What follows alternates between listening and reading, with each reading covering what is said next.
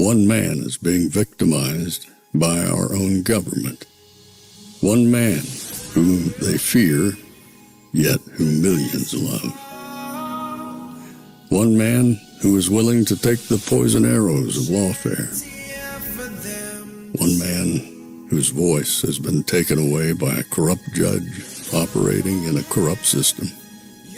One man who has been ridiculed and insulted.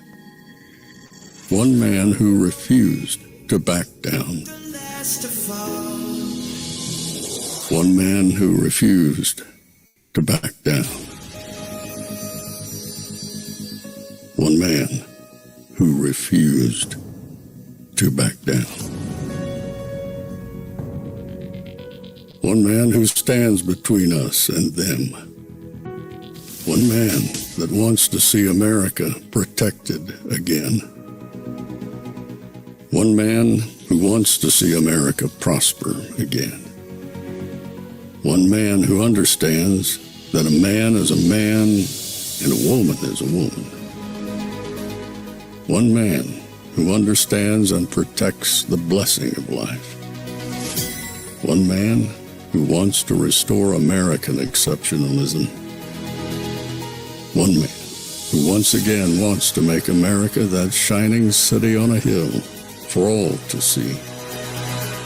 A place where all the people of the world glowingly set their eyes upon. America. One man who unashamedly wants to make America great again. That one man is Donald Trump.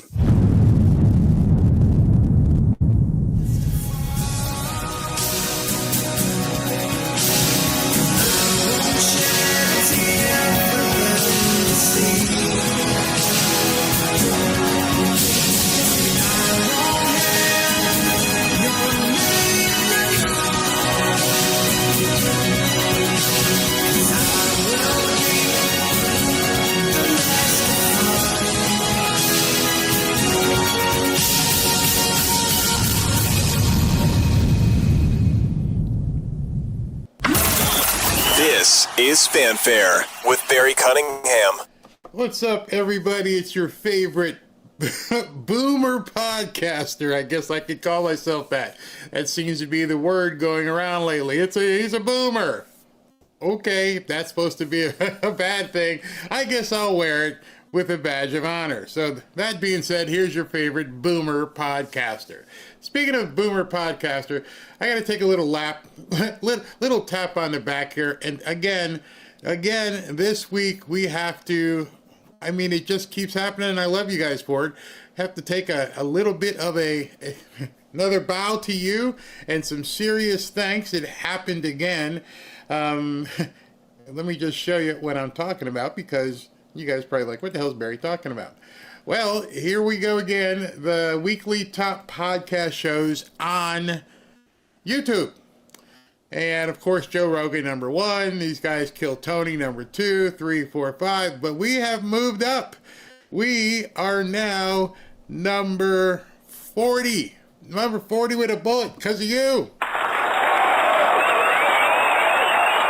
And I thank you guys so much, because right now we're in a very rough time and there's a lot of people pissed off, but our numbers keep going up.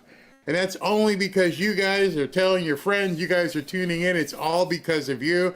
And what's noticeable on this list, which I won't show is not to gloat or anything, because there's no gloating in this, is who isn't on the list. It's notable who we are above, but it's also notable who's not even on it. And I find that very, very interesting and very telling. And some of the people that we come above, Breaking Points, love their show, very good show, left leaning. Tim Cast News Stories, NBC. Let's see here. I'm looking for some other stuff. And higher than Ben Shapiro. Quite some names. The Rubin Report. And so on and so on and so on. And you can take a look at this. Oh, there's Bill O'Reilly down at 80. Stephen A. Smith at 84. You guys are kicking butt. And of course, when that happens, people also take notice, and you end up getting a whole bunch of trolls. So that is not, I'm seeing the correlation at this point, because we keep seeing a lot of people from other channels coming over and mentioning us here and mentioning us there, and say, I don't care. One of the things that you probably have realized at this point is I don't have not one F to give. Don't care. It's not important to me in terms of what that kind of stuff. I put up a poll earlier for this show, this specific show, and it says in this poll, do you still support President Trump? And the two options were yes, ride or die, 97%, and then 3% said nope, Epstein did it for me. So since it's 3% of you who have a problem because of the Epstein stuff, then that really, that really actually makes me smile. I'm surprising it's so low. Only 3% of you are worried about President Trump being tangled up in this Epstein mess, which really now at this point, I have to say, I don't care. I don't care. I don't care. I don't care. And that's not to say I don't care about the things that happened, the crimes that took place, and all of that. What I'm saying is I don't care about people who are wallowing in all of this right now. And they still can't get it through their heads. They don't seem to understand that you can separate and go, you know what? I think it sucks. I think it was heinous. I think it was horrible. I think all that stuff should definitely be accounted for. But in the big picture, it's not a priority. So moving forward here, I'm going to start this show. I think you guys, obviously, because you clicked on this video, you saw the thumbnail. And the thumbnail was, have you seen your future? And I found this, well, I didn't find it. My good friend named Grok created this image of a shocked and horrified Statue of Liberty looking at a city, maybe New York, going up in flames in a crystal ball with a faded, distressed flag, American flag, in the background. And so I'm going to take a couple of seconds in what I guess will be an opening monologue here, is to meld two movies together. Because most of these movies, these two movies, you've actually seen, more than likely as a kid or as you grew up, you kept watching it. One of the movies is Back to the Future, which was kind of modeled on Wonderful Life with Jimmy Stewart, where somebody gets to see their future. And I love the way it was portrayed in A Wonderful Life. Those of you who have seen it, you know what it is. George Bailey is a developer, and he runs a consumer loan shop. He loses money, and he doesn't know what happened to the money, and old man Potter's going to foreclose on him, and he decides to go to a bridge one day and jump off the bridge. He wanted to jump off the bridge because of all of the stuff that was swirling around him was so much. It was too much for him to take. I gotta jump off the bridge. Sound familiar with what's going on right now? Mm-hmm. And so Clarence, this angel who hasn't gotten his wings yet, decides, you know what? I can help this guy, and if I help this guy, I might get my wings. So when he sees George take the big jump off the bridge, Clarence goes, okay, and he jumps in and he saves him. And after he saves him, and he brings him into the bridge tender's little office there, and they're all drinking coffee, and they're by the fire, and he's like, blah, blah, blah. Why did you save me? Why? Why did you save me from this? I wish I was never born, is what George says. And he's like, you really? Is that what you want? You wish you were never born? You got it. And then George opens the door to leave and go across the bridge, and things look completely different. things look like, oh my God, what has happened to this little bucolic town that I lived in? And nothing looks the same. The place where I lived, the place where I used to eat dinner or go out with my wife, or my wife herself, she looks like an old maid. And he starts going nuts because he sees the reality of what life would be like if he didn't live. So I think you may know where I'm going with this at this point. I'm not Clarence. I'm not an angel, but I'm going to do my best imitation today to show you what would happen if Donald Trump wasn't president. If it never happened. Nothing. He never came down the escalator. Things just went as they were. And nothing ever happened. He didn't get saved by the bullet. He got killed on July 13th, right in front of you. What would have happened? You see, a lot of people, I'm feeling from seeing everything that's going on, they don't understand what would have happened. Now, Barry, this is supposed to be, look into the future. You're looking backwards. Oh, no. I'm telling you, if you're jumping into the lake or the river right now, and you're part of that 3% or some of the other nuts on Twitter, and you're jumping, oh, it's awful. I can't vote for this. Oh no, I'm jumping off. Well, then let me show you your future. Let me show you the future that awaits you if you abandon MAGA. Because I don't think anybody's talking about that.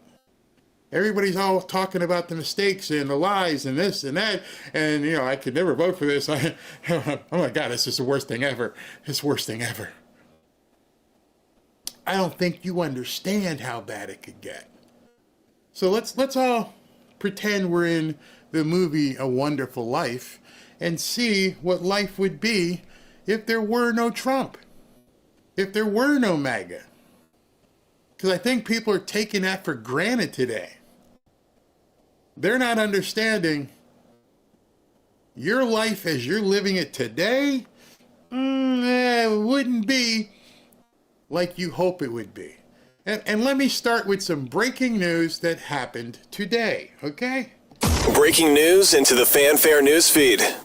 Major breaking news right now. A federal judge has just issued a new nationwide block against President Trump's executive order that seeks to end what's called birthright citizenship here in the United States. CNN crime and justice correspondent Caitlin Polance is joining us right now. She's with me in the Situation Room. This is significant, Caitlin, because the Supreme Court, as we all know, just a few days ago, curbed the power of lower court judges to issue these nationwide injunctions. So what exactly does this latest ruling mean? Well, what the Supreme Court did then was they gave direction on how these cases could continue to move forward. And here is what we're seeing now, that moving forward and the judges taking the Supreme Court ruling of last week and saying, okay, now I have a defined group of people in front of me who is asking for this relief to block the Trump policy of ending birthright citizenship, the citizenship given to babies born on American soil, to immigrants who may not lawfully be here or who are only temporarily here in the country. The judge in New Hampshire today, Joseph LaPlante, he says, yes, I agree with the group before me, the babies born after February 20th of this year and who are still not born yet, to pregnant mothers who will be born. Those people are going to be protected. Okay, so in the future, without Donald Trump, judges on a lower level are going to just overrule the wrongly named Supreme Court. Obviously, it is no longer a Supreme Court. It's just another court that's in the way. In the future, we're going to protect people who aren't born while advocating that those people who aren't born aren't human. Whoa, how did you get there? Well, that's the future without Donald Trump. A group of people who want to secure rights for the unborn of people who aren't supposed to be here, while simultaneously telling you the unborn for people who are supposed to be here aren't human. Man, we need clearance big time, don't we? And they are going to be getting birthright citizenship. It is a decision by this judge to block the Trump policy nationally and to allow things to continue to progress through the courts. So we do expect this decision from the judge to go into place in the coming days, but he is giving the chance to the Trump administration to appeal this. But this is a moment, again, where we're looking at birthright citizenship in the court. A judge is saying it's not a close call. This Trump policy does not pass muster in the courts, and it's going to keep on moving up through the chain. That was an hour ago.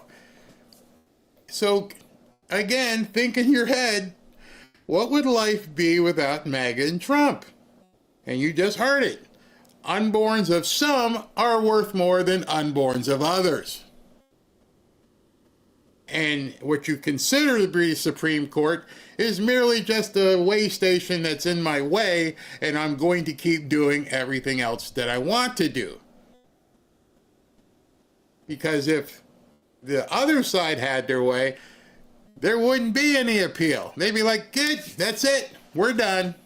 We got the ruling we want, and this is the one we're going to follow, where now you also know your place.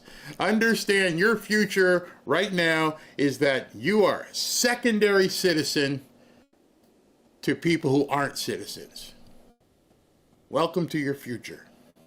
Welcome to it. Something else I had posted earlier, and this goes hand in hand, is that what I'm seeing and what you should be seeing and paying attention to is you are finding out on a near hourly basis, and I wrote this before the Supreme Court, how people would treat you if you took a bullet for them. Choose your friends and who you follow wisely. Because there are people out there who don't remember July 13th. It's not that important anymore. Not that important. I don't remember. I don't care. At this point, this is all that matters. And I guess I'm going to vote Democrat, or not vote at all, which is the same thing as voting Democrat. So for you, this is more of what you're expected to, enjoy, absent MAGA. Further, Judge LaPlante, this is the dude who did it, has circumvented SCOTUS by putting in a nationwide injunction to declare anyone on earth deprived of U.S. citizenship as part of a class in order to reinstate the nationwide injunction against Trump's birthright citizenship. Anybody unborn, you're allowed to be here. Yeah, you got to go. You got to get some of that. Tell your friends that. So let's continue down the lane of, hey, what would happen if, Trump wasn't president?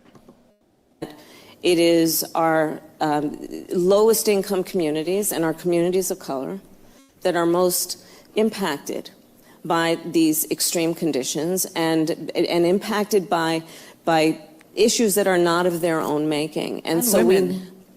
Absolutely. And so we have to address this in a way that is about giving resources based on equity, understanding that we fight for equality, but we also need to fight for equity, understanding not everyone starts out at the same place. And if we want people to be in an equal place, sometimes we have to take into account those disparities. That's your president. Welcome to your future. That's your president. We have to take into account that they don't have as much as you, so we're going to have to take your stuff and give it to them. and do that work. It has to be about a goal of saying everybody should end up in the same place. And since we didn't start in the same place, some folks might need more. Equitable distribution. Giving resources based on equity, understanding that we fight for equality, but we also need to fight for equity, understanding not everyone starts out at the same place. So there's a big difference between equality and equity. Equality suggest often everybody should get the same thing. Well, that often assumes everybody started out in the same place, as opposed to equity, which is everyone should end up in the same place. And if you then understand not everybody started out in the same place, you understand some people need more. So we all end up in the same place. I have to tell you, and I hope, and I don't know if SV is here today, but any of the other mods, please warn people about talking about their president the way they're talking about the president of the United States in the chat. You see, that's not a failed candidate. That is your president. Remember, Donald Trump wasn't here. He didn't get voted in.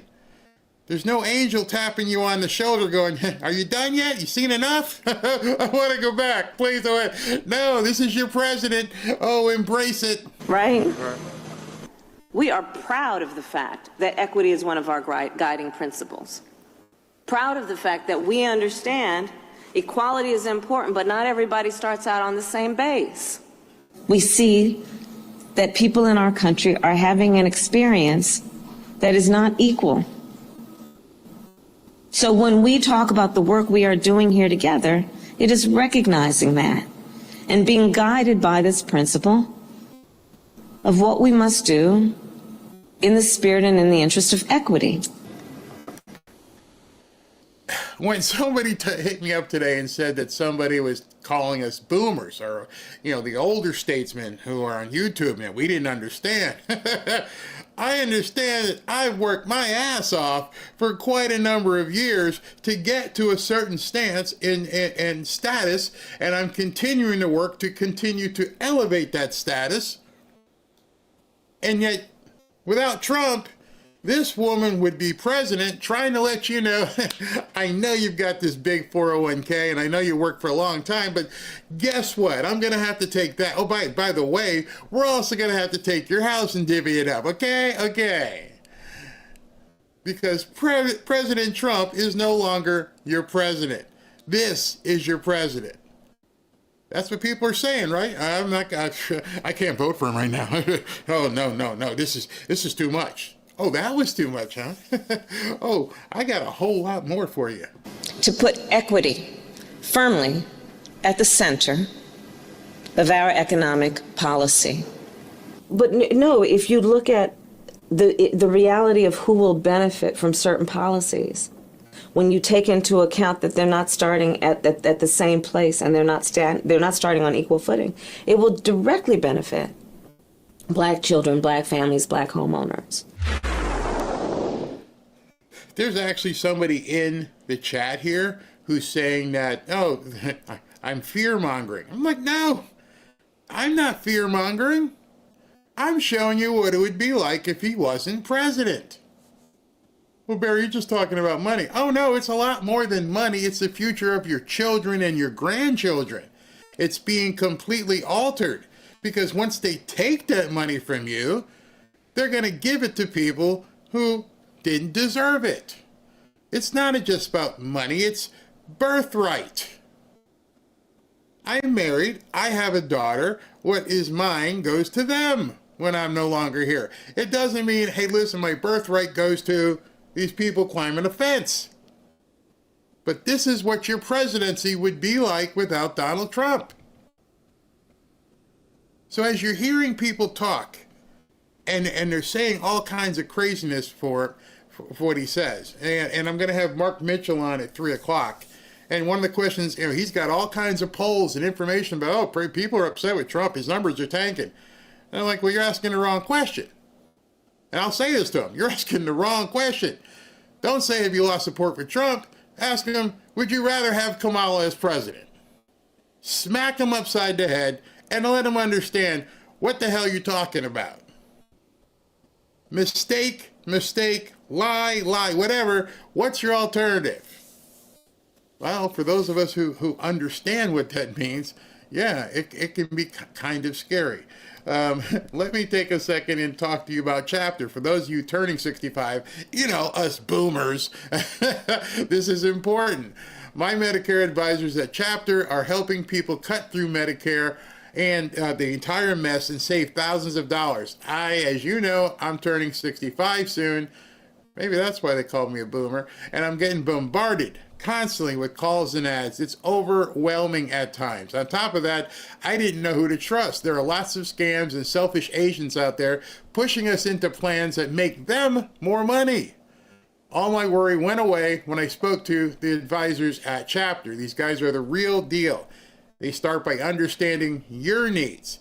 Then they compare every plan to find the most advantageous for you that saves you the most. In essence, they can save you almost $1,000 a year.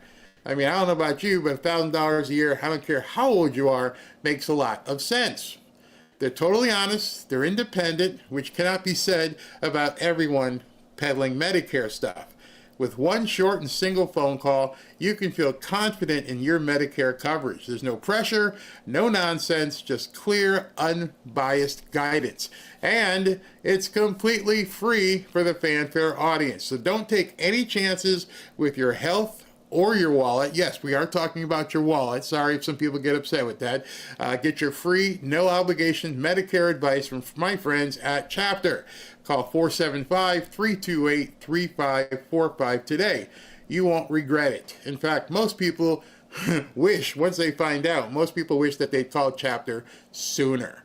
All right, so let's go ahead and give Chapter a call if you're getting close to that age where you got to make the choice about Medicare. So, Ashley says, stop, don't pick on the trolls. Don't pick on the trolls. Leave them alone. Sometimes I got to do that. Let's see here. Sage Beauty. Barry, all of these people who are so negative, who are whining and complaining, it's because the one thing they lack is gratitude, and many of these people call themselves Christians. See, I ain't even gonna go there. That's a whole different one there. Let's see here. I'm with you, Barry. Stop making me suffer by showing the cackle lady. Oh, that's too funny. Things could be so much worse, and to be honest, I don't think are that bad. A lot of stupid going on. Absolutely. So much stupid going on. Don't forget Ben Dykes, the veteran biker. He's good people. Yeah, he and I were talking this morning, kind of joking about all the insanity that's going on out there. Because maybe once you're older, you can understand things differently. How can I say it that way? I can say it that way. All right, so let me continue with your trek into It's a Wonderful Trump. That's what we'll call it. It's a Wonderful Trump. Because if he wasn't here, this would be your future. Go further toward the Vienna model. We'll have to go beyond the market. We can establish community land trusts to gradually buy up housing on the private market and convert it to community ownership. We can give tenants a right of first refusal to buy out their landlords when buildings go up for sale. And we can fully commit to a new era of social housing, ending subsidies for luxury housing development and using our wealth to build beautiful, high-quality social housing projects that offer good homes and strong communities to everyone. We won't decommodify housing overnight, but we know what we have to do, and we have history to guide us. I want to ask you about local politics, which... Your home is no longer your home. The zoning where you live is no longer your zoning. You think you live in a nice, circular driveway, beautiful houses on the street, manicured lawns, and then all of a sudden you wake up one morning and there's bulldozers and cranes, and you see them knocking down Mr. Smith's house because it was taken by the government, and you wonder, you walk over and say, hey, what are you guys doing? Oh, we're putting up a 9-story project. What? Right here? Right here. So you're going to build a 9-story project and bring in people on Section 8 and everything else. They're going to live right here where I live? Yep. Welcome to your future, where housing is decommoditized. It is no longer about you having your biggest investment in your life. It's something that the government will just say at any time, you no longer need it. Remember, not too long ago, they ran a campaign, and maybe some of you guys may need to go back and look it up. You'll own nothing, and you'll be happy. You'll eat the bugs, and you'll live in the pod. Welcome to your future. Welcome to your future without Trump. Think I'm kidding? I'm seeing Democrats at this point who you wouldn't have thought would get behind a communist. Yeah, they are. Actually, is maybe somewhat connected to your desire to elect a Democratic House here. But in New York City, there is a race for mayor here. You endorsed Andrew Cuomo in the Democratic primary. He lost the Democratic primary to Zohran Mamdani. Cuomo may still run for mayor in November, may get a different ballot ticket here. Where will your endorsement go in the general election? I'm not sure yet. I'm going to be talking to all of the individuals that are running. I have not had that conversation, but I am setting up opportunities to have a dialogue and then have a conversation with them, because my number one focus is winning the House of Representatives back. That is, Donald Trump is the existential threat to the city of New York, but to this nation with how he is running this country. And so he's an existential threat. Wow, what if that existential threat wasn't in the way anymore? What if, you know, like I keep saying, I'm going to repeat it, I want you to sink in. What if he jumped over the bridge? What if on July 13th he was dead? What would your life be like right now? What would your family's life be like right now?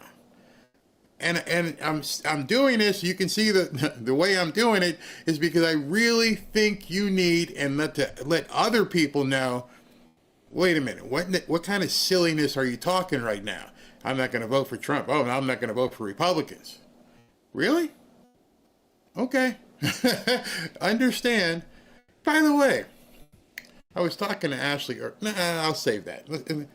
She told me not to bring it up. I'm like, you think I should? Like, no, don't even tell him that. I want to make sure that we are working collectively together so that we can work to make sure that Donald Trump has a check and doesn't go unchecked for all 4 years that he has as president of the United States. All right, interesting. So no endorsement from you yet in the mayor's race here in New York City. Congressman Gregory Meeks, thank you for being with us this morning. At this point, do you support Mamdani's candidacy as the Democratic nominee for mayor of New York? Absolutely, I do. I support. Absolutely, I do. Jim Clyburn from South Carolina says. This is the guy who said that Joe Biden was sharp as a tack. He's got everything. And now he's quickly moving to support a communist. Think it can't happen? Do you really think it can't happen? I bet there's a lot of people in Manhattan who woke up the day after that Democrat party and went, oh, you gotta be kidding me. What's gonna stop him from winning the mayoral election in New York City? Have you thought about that? What could possibly stop him from being the next mayor of the biggest city in the country? There's only one thing that can stop him. That's Donald Trump. But Donald Trump isn't here. It's Kamala's United States or Gavin Newsom's. And you think they're going to stop him? Or do you think this communist takeover of New York City is going to take place in the future if there is no MAGA, if there is no movement like we have right now, if people throw away their votes because they're pissed off about this and they let that happen? You think it's bad that right now Pam Bondi said some stupid stuff? Oh, you ain't seen nothing yet if a communist mayor takes over Manhattan. Democratic nominees. The fact of the matter is, my relationship with Cuomo goes back to when he was Secretary of HUD, and the South Carolina got one of those empowerment zones because of his help. It happens to be Sumter, Columbia. Empowerment zone. So, just to be clear, you support Mamdani's running, or I guess his position as the Democratic primary winner. Is that an endorsement? Are you endorsing him as mayor of New York City? I support the Democratic nominee. He is. You see, in the future, actually it's happening now, there is another party out there, and they don't care if you have warts.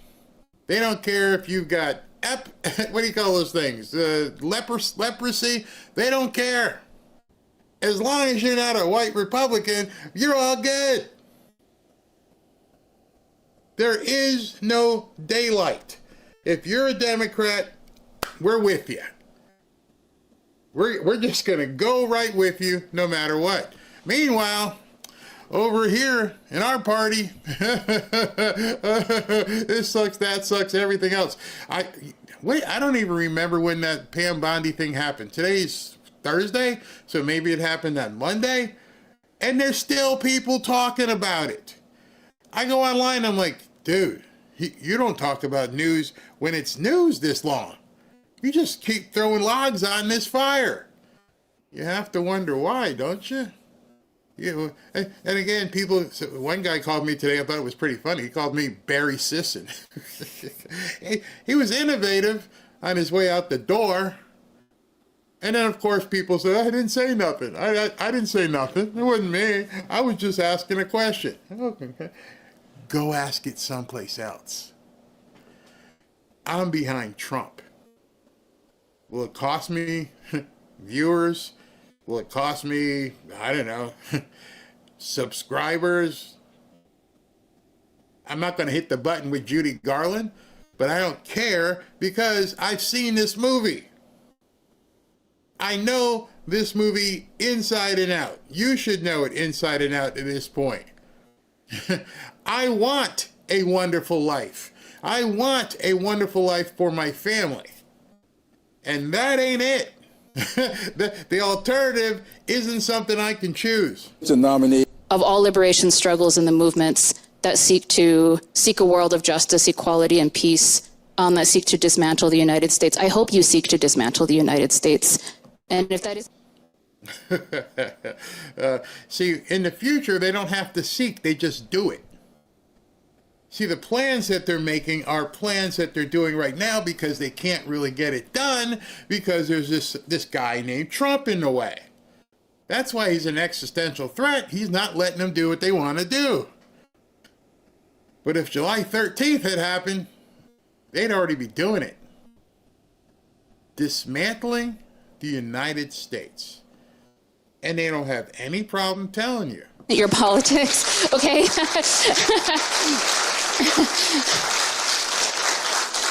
I speak as if everybody has this commitment. And the thing is that you should listen to Indigenous people when they're telling you that this is the goal. And that not only is this the goal, but this is the starting point. Because... dismantling the United States is just the starting point. Which means she's got a plan. It's a big plan. Oh, first we're going to tear down all this stuff. Then we're going to get rid of the white people, and then we're going to get rid of the Oreos, the black people who believe in the white people, and then we got to get rid of the Jews. Got to get rid of them. And so then it's just one big melting pot of scum. That's our plan. That's where we're headed right now. Just to let you guys know. That and our casinos. But then again, if you get rid of all those other people, you won't even have anybody in the casino. So what do you do then? Oh, and by the way, in case you think this is just some nut, this is just somebody off the street, some friend of AOC who's talking this, she's a college professor teaching your kids. I think Nick articulated this very clearly. Decolonization is the only thing that is going to save us as a species, is the only thing that's going to save us as a planet, and everyone should just be on board with it, no questions asked. And I say that... Hey, in the future, you don't even get to question it. You see, there's everybody on X right now who's questioning what Pam Bondi said and what Trump let her say and what Trump said. You're able to question. July 13 happens, he's not here. You're not even allowed to question it.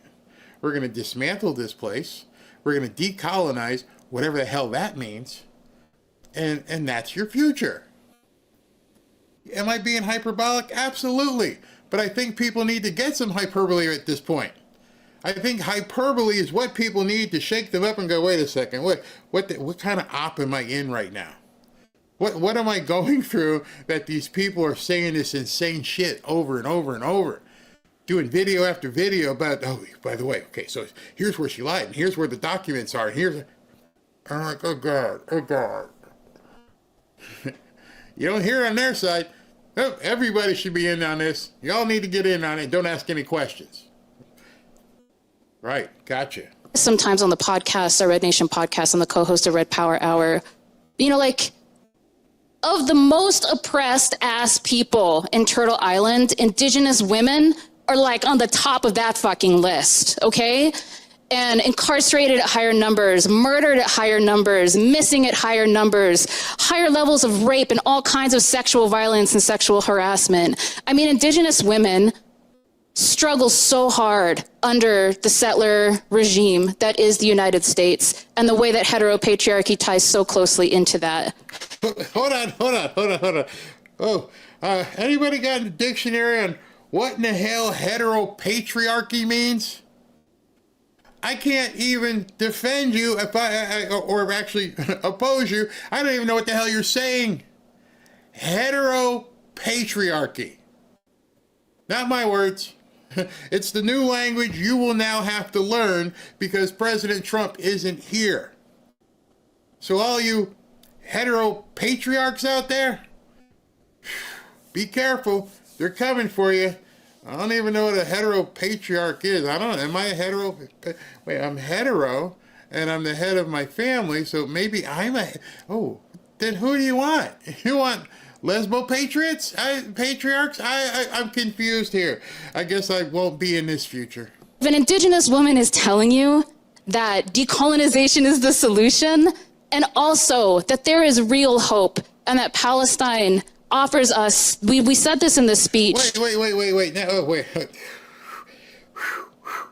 Okay.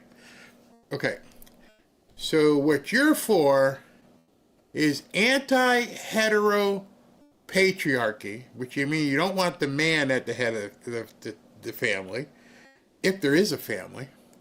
You're in for LGBTQ, obviously, but then somehow you've got some confusion that Palestine just got brought into it because you're indigenous to what country? What country do you want to remove the hetero patriarchy from? And then please do explain in your future how the LGBTQ exist in Palestine. It hurts thinking about it. It hurts trying to understand what these people are even talking about. So can you even imagine what it would be like if they were in control? If I can't understand what she's saying now, imagine her being, I don't know, the mayor of your city. Imagine her being, one of the cabinet members. Like, what are we doing today? Well, today we're going to destroy heteropatriarchy and we're going to decolonize everything we possibly can. Don't ask me any questions. And oh yeah, by the way, free Palestine. Whew, yeah. Palestine is the alternative path for Native nations. And this is because we understand Palestine and the liberation of Palestine is the tip of the spear, right? It is a righteous struggle, and it is so powerful that it has literally, in 60 days, changed the entire world. You're laughing. You're saying, oh, Barry, this is a cartoon character. Nope. They firmly believe this. They firmly 100% believe that Palestine has changed the world in 60 days. Whereas you and me, we go to the grocery store, we go to the movie theaters, we put gas in our car, we go out to dinner, we go to the park with our kids or our dogs, and it hasn't changed my life at all. Probably hasn't changed your life at all. But once they're in control, oh, you will put on the funky scarf. You understand you'll do that, right? Because right now your kids, not maybe your kids, but our kids, college kids, they're doing it. They've already been there. They're way ahead of us. They're already on the bus. And the only thing stopping all this nonsense from happening is that President Trump is president. Yet there are people out there trying to say they'll never vote for him again. Your world has changed. I knew it.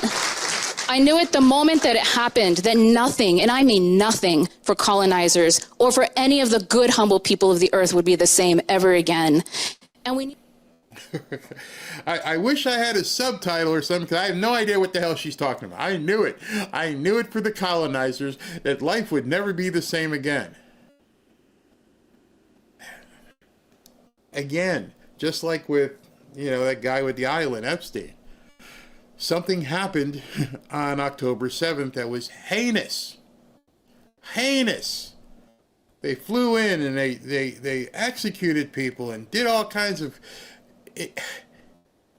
inhumane stuff to women and men.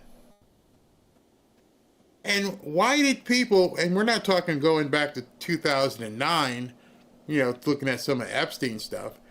This happened in October 7th of what, 2 years ago, 3 years ago? It's recent memory. I still have videos on my phone of what they were doing to some of these people. This isn't the Holocaust. This is a couple years ago. And they act like it was a great day. Oh, it changed the world. It was fantastic.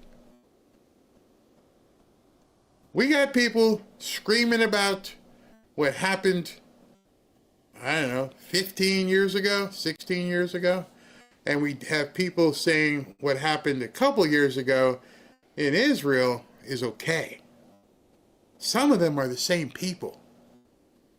Some of the same people, and I've seen it on YouTube videos, complain about Israel and Netanyahu owning Trump and the Mossad and blah, blah, but then they're screaming about the Epstein list. And these people don't care about any life except the ones that help them get to their agenda. To lean into that, lean into the fact that colonizers are scared. Lean in to scaring them and making lean into scaring them. See, right now they're playing Halloween cosplay. Let's just scare them. But as you've seen in the last couple of weeks, it's gone beyond scaring people to actually trying to kill them. The only thing stopping them is Donald Trump. But in your future, with no Donald Trump, what's stopping them? What's stopping them from doing all the stuff that they want to do?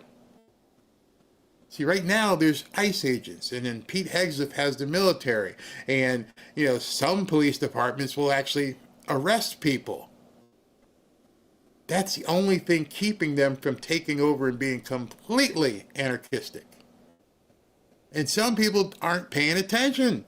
Some people think this is a game. They can go ahead and make videos about how Trump's he broke his word and all this other stuff, and I'm like, okay. And what's your choice? Oh, so here, let's look at your future some more. Feel uncomfortable, right? It is because we have power. Because when I saw what was happening. What power? See, this is where things get really, really weird. When the people who don't have any power think they have power, that's when they become dangerous. Because they start trying to use that power on the people they think don't have power. You've seen it. You've seen it firsthand. These people will get into a protest and go right up into a cop's face and spit on him. They will look at a Marine and spit on him. The guy's holding an M16. He has the power, but you act like you have the power. They want to demask these people and say, we need to know where the ICE agents are. For what reason? You see, in a non-Donald Trump-led country, everybody's address and everybody's face will be completely available. You understand that, don't you, right? They want to be able to wear masks while they protest, but while they're standing in front of you spitting in your face, you shouldn't have one. And the only reason right now that's the way it is because Trump is president. You need to stack these things up and go, oh, shit, I didn't think about that. Yeah. And you got guys like this moron. This country, after reading Project 2025, after watching Trump's first administration, and certainly hearing his campaign rhetoric on the trail for the second, I had to do something to fight back.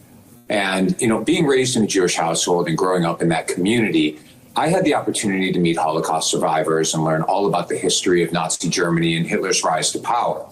And when we see 5-year-olds in courtrooms without representation, when we see college students being disappeared for their political beliefs, and even worse, when we see babies being ripped from their mother's arms while they're screaming for their children in the name of patriotism and this country, I really think we're watching history repeat itself. And so you guys are Nazis, and it's okay to try and supersede law enforcement by creating an app that lets the bad guys know where the cops are.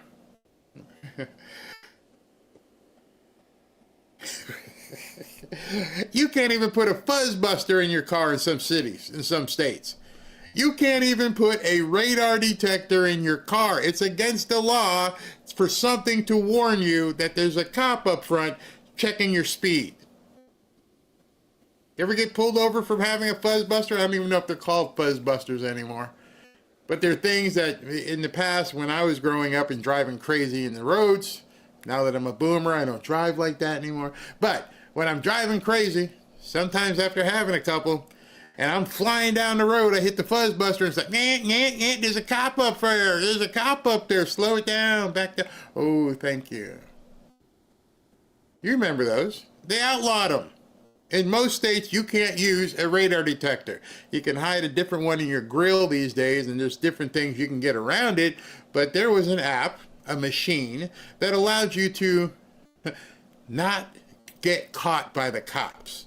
So this guy here, who hates America, decided he's going to do the same thing, but we're illegals. Oops, sorry, newcomers. And the only reason why it's on the news, the only reason why there's a problem with it and people are trying to do whatever they can to make it inoperable is because Donald Trump is president. Why do you say that, Barry? Because if Donald Trump wasn't president, there would be no need for this app. There would be no ICE enforcement. There would be no deportations. This guy would still be in mom's basement trying to figure out what he's going to do in life. But instead, Trump's in president in the White House, and this guy gets to create an app to try and subvert the president. Everything I'm showing you right now would be either not needed because they do what they want, or is exemplary of what's going on with the movement, as they call it, on the left. And far too many people are walking around like this, and they're not paying any attention to what's happening. But yet they'll get on X and bitch about stuff.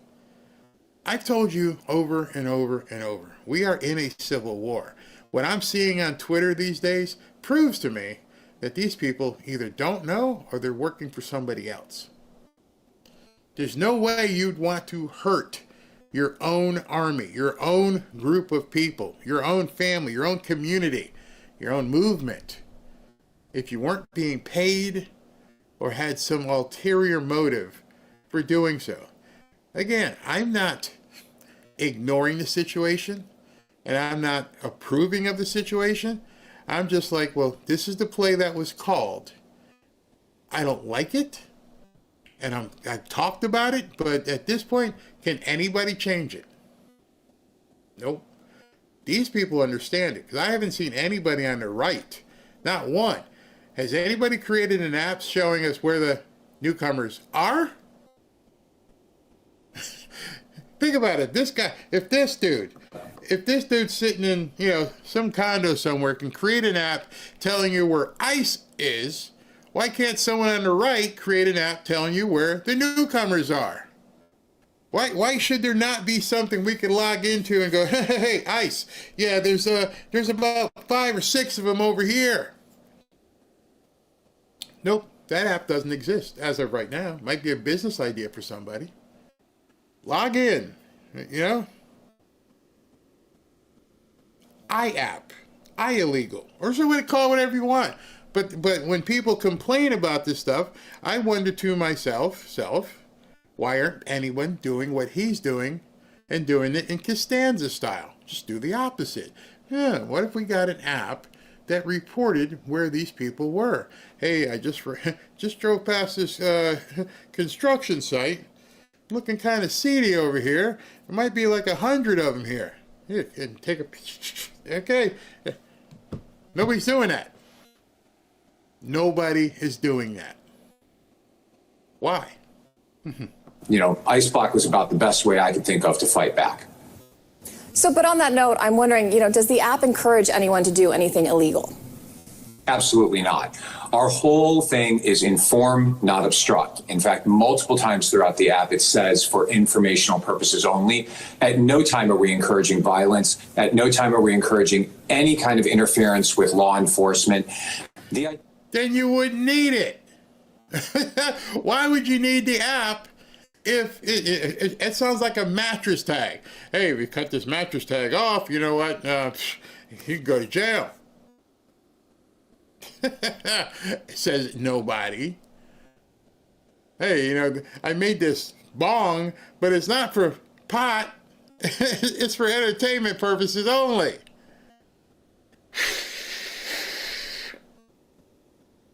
Good gosh, people need to wake up. The idea of this is if you get a notification and you're walking down the street and it says, hey, ICE has been reported 4 blocks ahead of you, we encourage our users to turn left, turn around, keep yourself and your family safe, and avoid confrontation in the first place.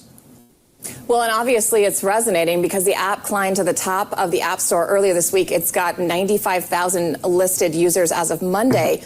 Why do you think it's getting so popular so quickly? And is it working the way you intended? Are people doing what you say, just using it to avoid? Now listen to this. Listen to this. She's like, oh, look, it's the #1 in the app. It's got like 95,000 downloads. Oh, really? Avoid, not engage, or cause violence. Well, Christina, I'm going to correct the numbers there because I'm very happy to report that as of yesterday, we have 541,000 users across this nation. So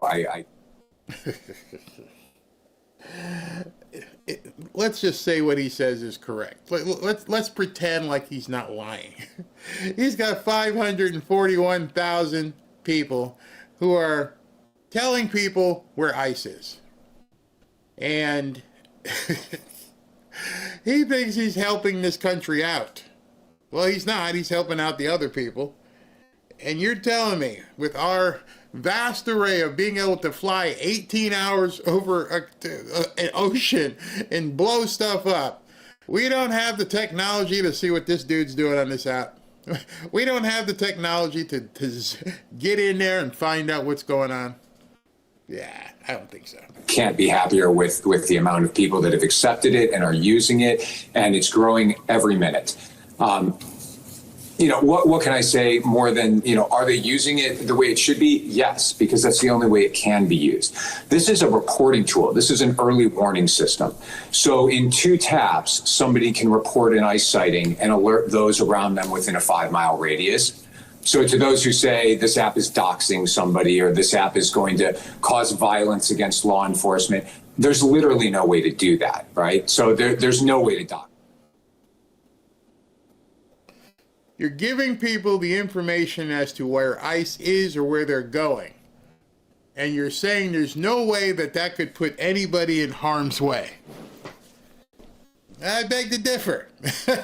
I know if I'm a nut and I want to go after people, specifically ICE agents, I'm pretty sure that would help me. It would tell me, hey, listen, there's a couple of these guys coming over in a van. What can we do? They wouldn't need this app. There would be none of this subversive activity if President Trump wasn't in the White House. They would be able to just go where they want to. It would be like it was, 4 years ago, 3 years ago. You've seen the videos about how the traffic is in Los Angeles. Nobody's explained that yet. If it wasn't newcomers, how in the hell were there so many people not on the road these days? Interesting. somebody in the app, because the term doxing is, to reveal personal information about somebody. This is tap on the map. It brings up a citing sheet already filled out for you. You tap the continue button and you're done.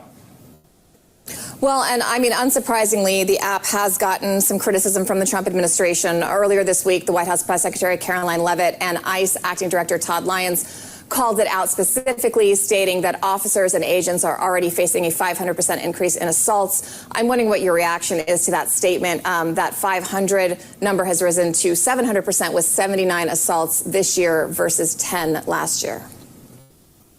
Well, that's what they say. I don't have the actual figures, but I did an interview earlier this week, and the numbers were actually quite different. So first they started out with 400%, then it became 500%, now it's 700%. Maybe next week it'll be 5,000%. The way I heard the numbers was it was 41 assaults over the past 4 years, with some of those including such horrible things as brushing up against an officer with your forearm or patting them on the back. So I think it's more fear-mongering than anything else. I think they want to scare people into not using the app so that they can continue their mission to hurt our immigrant friends and neighbors. Josh, are you not concerned that the administration might come after you personally for the development of this app? I think whenever you push back against a regime that is purporting authoritarianism, pushing fascism, and subverting the rule of law in our Constitution. It's purporting the Nazis and fascists and everything else. Again, this is who you're faced off against. This is your opponent. Your opponent looks at you as subhuman. They don't think you have a right to be here. You are a fascist, a Nazi, all the different words. And so to them, I'm doing nothing wrong. This is what I have to do to fight back. What are you doing to fight back? I'm asking you that question right now. What is it that you are doing to fight back? And I don't mean just talking amongst here in the chat. These people are actively doing something. I don't expect you to go out there and throw eggs at people or do something like that, but maybe it's time. The assault that we need to have is on other people on the right to say, what are you doing? You're hurting this team. They got their shit together. They know what they're going to do. They know how they're going to do it. They've got apps, they've got meetings, they've got funding. Where's our funding? Where's the funding for people on the right who need to get out there and counteract bad messaging? I don't see it. If you push back against them, you have to know they're going to come after you in some way. And I say, go ahead, come after me. You can demonize me all you want. You can demonize the app all you want. But the reality is it's protected speech under the First Amendment. There's nothing illegal about creating this app, and there's nothing illegal about using the app. We are not purporting violence against anybody. This is simply an early warning system. And if your viewers liken it to something easy to understand, think of Waze or think of Apple Maps. When you can report a speed trap up ahead, what do? You slow down when you see that warning. And this is the same kind of thing. So if you see a warning that ICE has been cited, just turn around and keep yourself and your family safe. Do you think he's a service provider? That's all. He is a service provider. Y'all need to get used to it. That's it. He's doing nothing at all wrong, and you're just not understanding. You're not understanding. So I see Mark Mitchell is in the house here. So before he comes on, let me go ahead and talk to you about Brightcore's new product. You see, at this point, cancer, diabetes, all these things kill far less than the number one killer in the United States, which is heart disease. Heart disease causes 1 in every 4 deaths in the United States. That's 25%. Every 36 seconds, someone dies from heart disease. So what can you do about it? Well, Vitality from Brightcore contains 7 powerful, clinically proven, and patented ingredients that work synergistically to naturally lower blood pressure. It also helps balance cholesterol and your blood sugar. And it also improves circulation, and it strengthens overall cardiovascular health. I don't know. I'm a boomer. I accept it. But this is one of the reasons why I talk about these products, because some of you guys are a little bit older, a little bit longer in the tooth at this point. I don't want you to be here for quite some time. We put miles on our heart, just like our cars, and every capsule of vitality is like turning back the odometer on your system. Anyone with high blood pressure or high cholesterol, and anyone who wants to balance their blood sugar, or anyone with a family history of heart disease should be taking Vitality every day. Vitality is non-GMO, all natural, dairy-free, gluten-free, and 100% made in the USA by a company that truly believes in wellness and integrity. Right now, you can get 25% off with the code BARRY at mybrightcore.com, iHeartBarry. Not iHeartMusic, iHeartBarry. Or for an even better deal, I would urge you to call Brightcore at 888-418-6738 for up to 50% off. You get free shipping, and you even get a bottle of D3 for free with your order. Trust me, you want to call these people. They like to educate people on how things work with their own situation. They really know their stuff about health and will make sure that this is the right product for you. Again, that number is 888-418-6738. We got Mark Mitchell coming up in 90 seconds.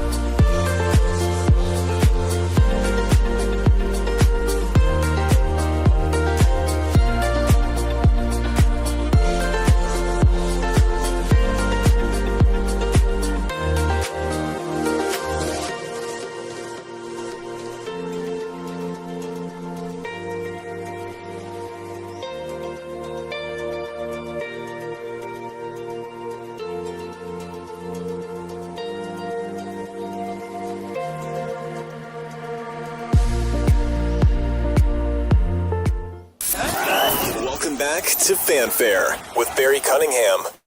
All right, so you guys know him, Mark Mitchell, the honest pollster, the lead pollster at Rasmussen Reports. We're going to talk numbers right now. Mark, are you there? Can you hear me? Yeah, I am. It's a good day to talk numbers. There you are. I got you loud and clear. Now, I told Ashley, I'm like, I don't want to get into this. I don't want to get into it, but I gather that it's the big news that everyone's talking about, and so I have some questions about your polling. I saw a couple of your posts, so drop it on me. The news about the polling that you have. Okay, I don't want to draw a direct correlation. I'm just saying that the timing is suspect. Mm-hmm. But Donald Trump has had some good days. He's had some bad days. But on average, he's done a pretty good job from a presidential approval perspective. The average is roughly about +3 since he's come into office, which is pretty good considering he won with less than +2, right? But back in April, back with Liberation Day, he took some hits when the stock market went down. He had some highs and lows, and he's at a low right now. And it's weird because he had a high about 2 weeks ago. He was as high as net +8. It's a little more like 3 weeks ago. He's underwater 2 points right now. So he's lost net 10 approval. And what it looks like is 48% approve, 50% disapprove. That net -2 is the worst it's been since about the end of April 20th. So he's doing not as good. And it's been rapidly degrading just over the last week or two. So I got to ask you. I'm sorry, didn't mean to interrupt.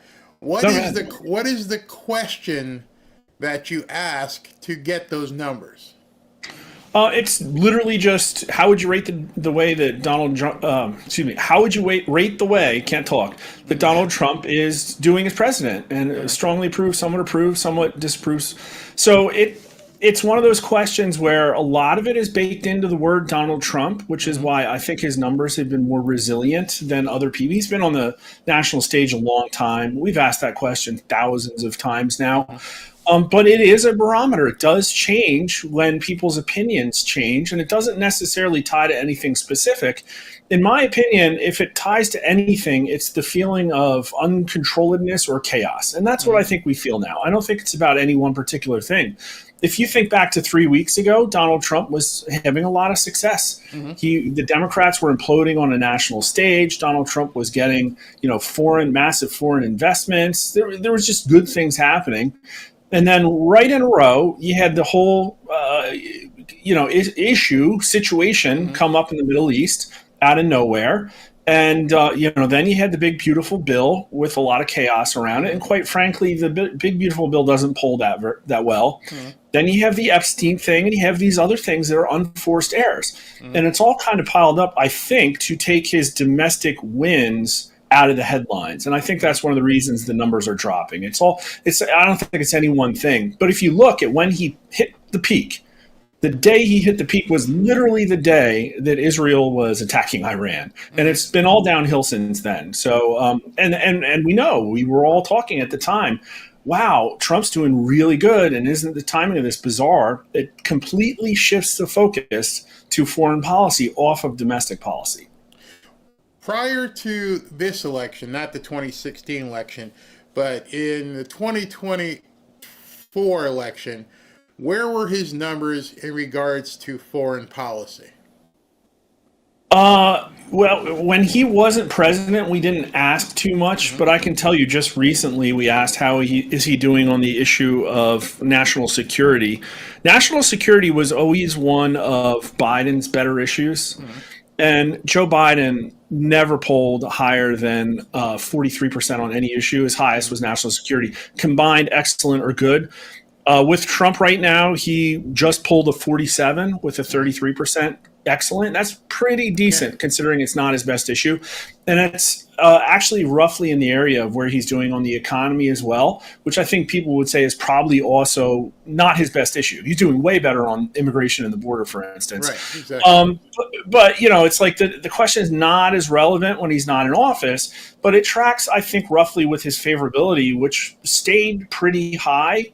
I think it got its lowest after the 2022 election, but it shot back up, into the high 70s among Republicans and into the low 50s, and pretty much stuck with where the head-to-heads for the 2024 election were. So that's the thing about Trump is these numbers have not really been all over the place. They've been really stable, and it unfortunately, I think for him, the good part about it is that he has basically a floor below which you don't really see him go below, but he also didn't really get a massive honeymoon like prior presidents have either. I'm going to give, I'm not a pollster, but I have a question based upon a conversation I had with Ashley this morning, and it's really interesting because she didn't know, and I won't tell her age because she hasn't given me permission to say how old she is, but here's an interesting question. If you ask people, how do I say it to her? Who was president when Jeffrey Epstein was killed? How many people you think know the answer to that? Hardly. I don't know. I would guess like 40%. Right. So it's multiple choice. You know what I mean? It's like you give three choices, 33% just randomly are going to get it right. And the reason I ask that is because all the stuff that people are talking about now, I don't think enough people have been educated on the fact of, number one, this guy was been investigated basically since 14, 15, and the bulk of his illicit operation was back all the way back to 1994. And so at this point, we could say, did you know all these presidents didn't say anything? And I just wonder why all of a sudden it's such a hot thing. I think I could probably explain that. He was essentially, he committed suicide under the Trump administration, and obviously was the state prison system or whatever. It wasn't the Donald Trump administration. And people immediately saw through that. Within 6 months of that event, we actually hit a majority. I think it was 52% saying they thought he was murdered, and only 21% thought he committed suicide. That's less than the number of people who believe in aliens. So very few people believe. And so, like, two things can be true at once. Donald Trump had relatively high approval numbers all the way through that period. This was January 20th when all of the economic indicators were ticking up right before COVID hit. So people were really happy in the direction of the country, but also didn't believe the government story at all. And so Donald Trump, one of the things that we've noticed is that during the Biden administration, institutional trust was shot. Only 30% trust the federal government. Really low right direction numbers. People thought by a strong majority that the judicial system was weaponized, like all of these signs. And one of the questions was, do you agree or disagree? It's time we drain the swamp in Washington, D.C. That's a 67% number. That's even higher than mass deportations. And so we know, we've heard a whole lot about mass deportations. We haven't heard a heck of a lot about draining the swamp. And really, it comes down to this idea of a two-tiered system of justice. I think after, and listen, people really did, a lot of people with the mass formation psychosis really did trust the government. They really did pile in behind the Biden administration. I know there was cheating. I know there were some things that happened in the swing states, but he did get a lot of people to vote for him because of everybody kumbayaing on network TV together with their masks on. Like, that's a real thing. And then that trust was immediately shot within 12 months of the Biden administration. Remember Afghanistan, remember the price issues, remember the way that he raided Mar-a-Lago. All of that destroyed trust in the government. And so there's this whole thing of, yeah, it was economic. Yeah, they don't want the border security, but they feel like they're being ruled by a bunch of scumbags in D.C. And so my issue here with Trump is the messaging. It's not that, hey, he's doing the same thing as every other president. It's not that. It's that there's such a messaging loss here. This is the biggest unforced error ever. If they want this issue to go away, all they have to do is say, hey, yeah, there were a lot of people down there. It has been 20 years. There's actually a lot of evidence. We're going to investigate it. That's all they have to do. And everybody's going to be like, oh, cool, they're draining the swamp. That's and you haven't heard that. Exactly what I said. I said just what they did with Comey and Brennan. Just come out and say it's under investigation and there's not much we can tell you right now. And then right there, everybody would shut up. But that didn't happen. So I completely am with you. And I've told everybody it's the messaging that's the problem. We don't even know what's going on, but what we do know and what we did digest was the messaging and went, this is insane. So how much of the numbers that you're seeing today, and one of the things I also wanted to ask you is, it's like going on a diet and you want to lose weight, but it makes no sense to weigh yourself every single day because you're going to eat something may change. These daily numbers, what's the impact on them 2 weeks later? They might rebound. They might not. If you go to my Twitter feed, and everybody can go to my Twitter feed, and sometime today I posted a chart that overlays all of the presidents going back to Obama's first term, their first year in office, the daily approval numbers. And obviously it's for politics wonks. And obviously sometimes it's just statistical noise. Sometimes you just get unlucky and his numbers go down when everybody thinks he's doing well.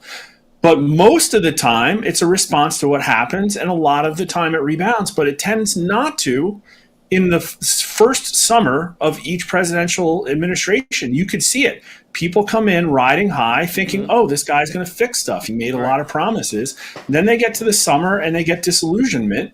And I thought this time would be different because we've been tracking a chart showing that Trump was about to cross Obama's first term approval.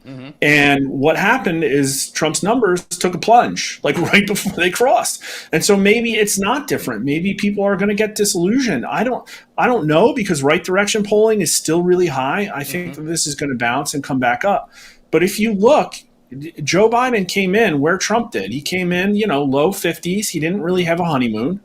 He was low 50s. He got as high as 55.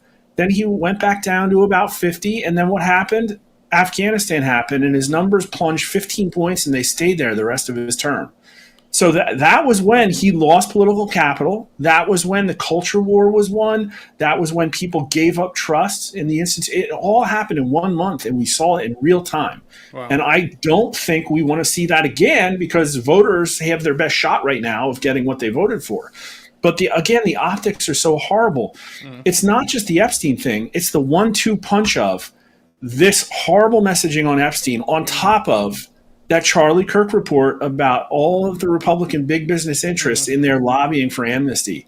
And they can deny it all they want, but you and I both know that those conversations are happening. I heard from a contact who knows a lot about immigration in D.C., and they said, oh, yeah, absolutely. They're trying to get a bipartisan deal behind the scenes on immigration. What will that include? It will probably include some good things that help get rid of illegal immigrants. Again, this is a government-created crisis, the government invasion of the southern border. So the government is going to come together and give us some of that, but then it's going to be bought and paid for with a whole lot of stuff that's unpalatable to America and only palatable to big fat cat businessmen. That's how much of the decline? Because when you're charting what Obama and you're charting what Biden had and his numbers and how they went down, how much of what we're seeing now is based on friendly fire? And what I mean by that is I'm seeing so many people on the right who seem to be fueling the fire, whereas you never see that on the left. If Biden's numbers went down or Obama's numbers went down, it went down because of how we felt, the opposition. What we're seeing in this instance is friendly fire. There's so many people supposedly on the right who are supposedly conservative who are attacking. It's kind of across the board. And that's one of the things that is really been fascinating for me to try and watch as this whole thing plays out.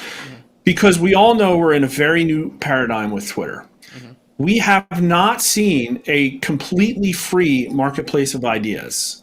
It just hasn't existed. Right. And even I think what we're seeing now, really when I would say that Twitter changed is back in December when everybody had that H-1B debate that Elon came out on the wrong side of. Right. That was strange, breathtaking, and beautiful. And did it ultimately change anybody's numbers? I don't think so. But what happened is this amorphous hive mind decided essentially on what the right answer was, and the people who were wrong kind of slunk away into their corners.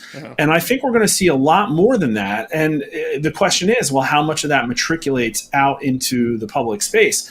And I really don't know. I can tell you that the last time Pam Bondi ran afoul of Twitter, it didn't really affect her numbers. We tested 2 weeks after that whole thing, that whole debacle in the White House, and she only had an 8% strong disapproval among Republicans. But his numbers are hurting right now. And again, I don't think it's Epstein. I think it's a whole conglomeration of all these other things. But he's at 81% among Republicans. That's down about 5 points from the high. He's at 22% among Democrats. That's down 10 points from his second term high. He's at 44% among independents, down 10 points. And I think he was about parity, so he's lost 5 or 6 points there. And one of the big ones is he just lost his 30 handle among black voters. He had a 50% black approval rating at one point in this term, and it's at 28% now. And again, that's not a Republican or Democrat thing. I think that is probably I think that that's probably where you're potentially seeing this whole signal, this idea of a two-tiered justice system, because Americans hate the idea of two-tiered justice, and that's what this reeks of. Now, essentially, this, although it didn't happen this way, this is Trump's second term. In most presidents' second term, isn't that where they end up taking a hit? Because the first term, they're looking to get reelected. The second term is when they actually get their work done. So my question with that is it going to reflect on the next person, the J.D. Vance per se? Who's in the bullpen? Who are you charting that's coming next? Based on the polling I've seen, we haven't done a ton of this. We haven't done Republican primary stuff.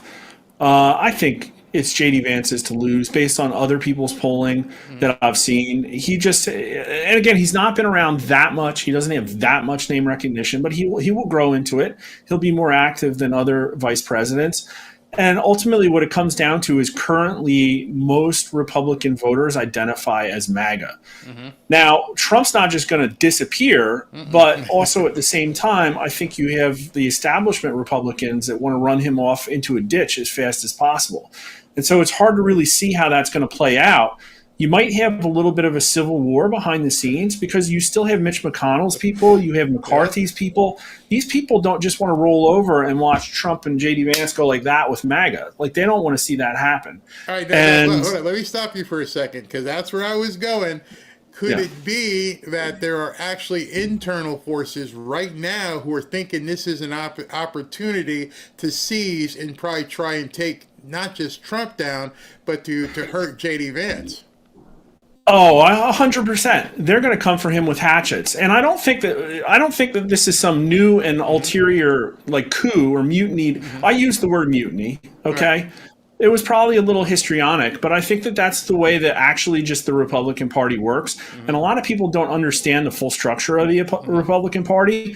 They hear a little bit about the RNC, they hear a little bit about the precinct strategy, but they don't know the way the rest of the other stuff works. And basically what you have is I tried to do a little bit of work on this weekend, talk to some people and try and figure it out. It's a big, amorphous, nebulous organization that contains thousands of employees and hundreds of thousands of volunteers. And most of those people don't really have any principles. They don't have ideology. They don't really care about MAGA. They just want to win. They just want to get their candidates elected. And if in their personal opinion, the best way to do that is to use somebody that's shown they can raise a lot of money, or use somebody that makes Kevin McCarthy super happy with me, or maybe helps me get more consulting revenue, that's the way they're going to pick. And so those people have not gone away. And people say, oh, that sounds corrupt. But in my opinion, that's actually a sign that the Republican Party isn't as corrupt as you would hope, because I think what happens is most of your elected Republicans go to D.C., and sure, some of them get bought off, some of them are corrupted and bribed. Most of them are doing the right thing, representing their constituents. That leaves a huge vacuum for scumbags to step in and be these like power mongers. Exactly. And so what happens, one of the really great examples is California 13. I know I've had the guy on my show twice. You should talk to him, David Gillio. He ran for Congress in 22 as a MAGA candidate, and the establishment in California, which is McCarthy's stomping grounds, was brutal to him, undermined him, wouldn't give him any money, ran against him, used his own vendors to tank his campaign, got in John Duarte, squishy moderate, they said, but he was the leftmost voting congressman in the 118th Congress. Wow. And then he lost to Adam Gray in a district that went to Trump plus 5. And so he underperformed Trump. And you say, okay, well, maybe they learned their lesson. And I can tell you right now, I just polled for David Gillio. He does pretty well. He does poll well. And they're going to try to force Duarte on these people again. Why? Because that's what the NRCC wants. The NRCC wants to funnel its little, all its money down to go to consulting things that are more interested in getting their direct mailing vendor printing as many envelopes as possible and not necessarily using that money wisely. Right. That's the Republican Party. And that's what frustrates me is that Elon is so upset with the Republicans. He doesn't even understand the structure. Not a single dollar has been spent to try and fix the Republican Party. It just hasn't been done. And it's so easy because there aren't that many people that are pulling the strings. And most of the people you talk to in D.C. know who those folks are. They have not been lit up yet. Do you know, without naming names, have you come across any inside information as there being operatives on X who are there to help the Republican Party, not necessarily Trump and MAGA?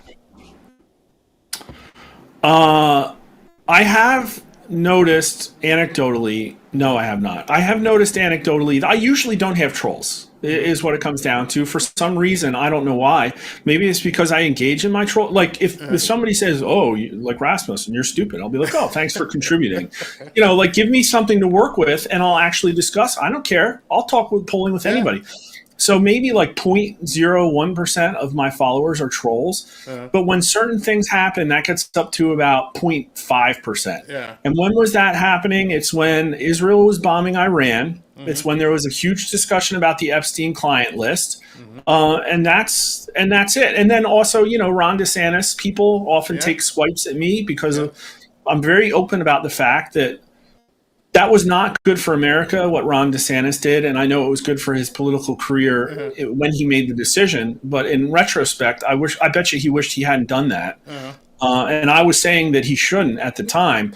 So, yeah, something about DeSantis, too, and the DeSantis supporters. And, there's probably some rhyme or reason. I'm sure there are bots. Our mods have to go overtime whenever we do anything about Netanyahu or Israel. I don't know how people know.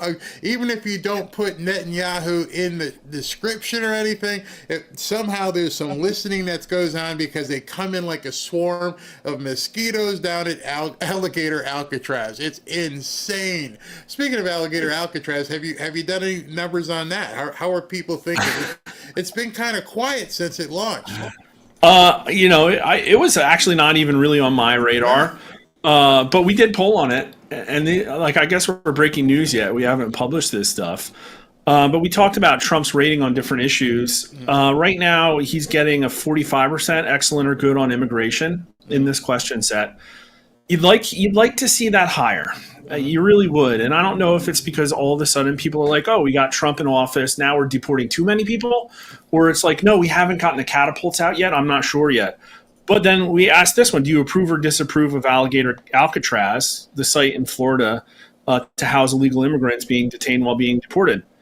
It's surrounded by a swamp. Approve 48%, disapprove 46%. So it's a little bit of a wash. You know what I mean? It's like Trump party lines here. 80% of Republicans. So sure, Republicans are absolutely. And I guess independents usually are very pro mass deportation. But in this case, they're like, well, maybe that's a little too much. 42 approve to 52 disapprove. Too bad. I got two questions for you. Right. Two questions. One, have you done any numbers thus far on a generic vote for 2028 in terms of is Vance versus any Democrat? Yeah, tell me.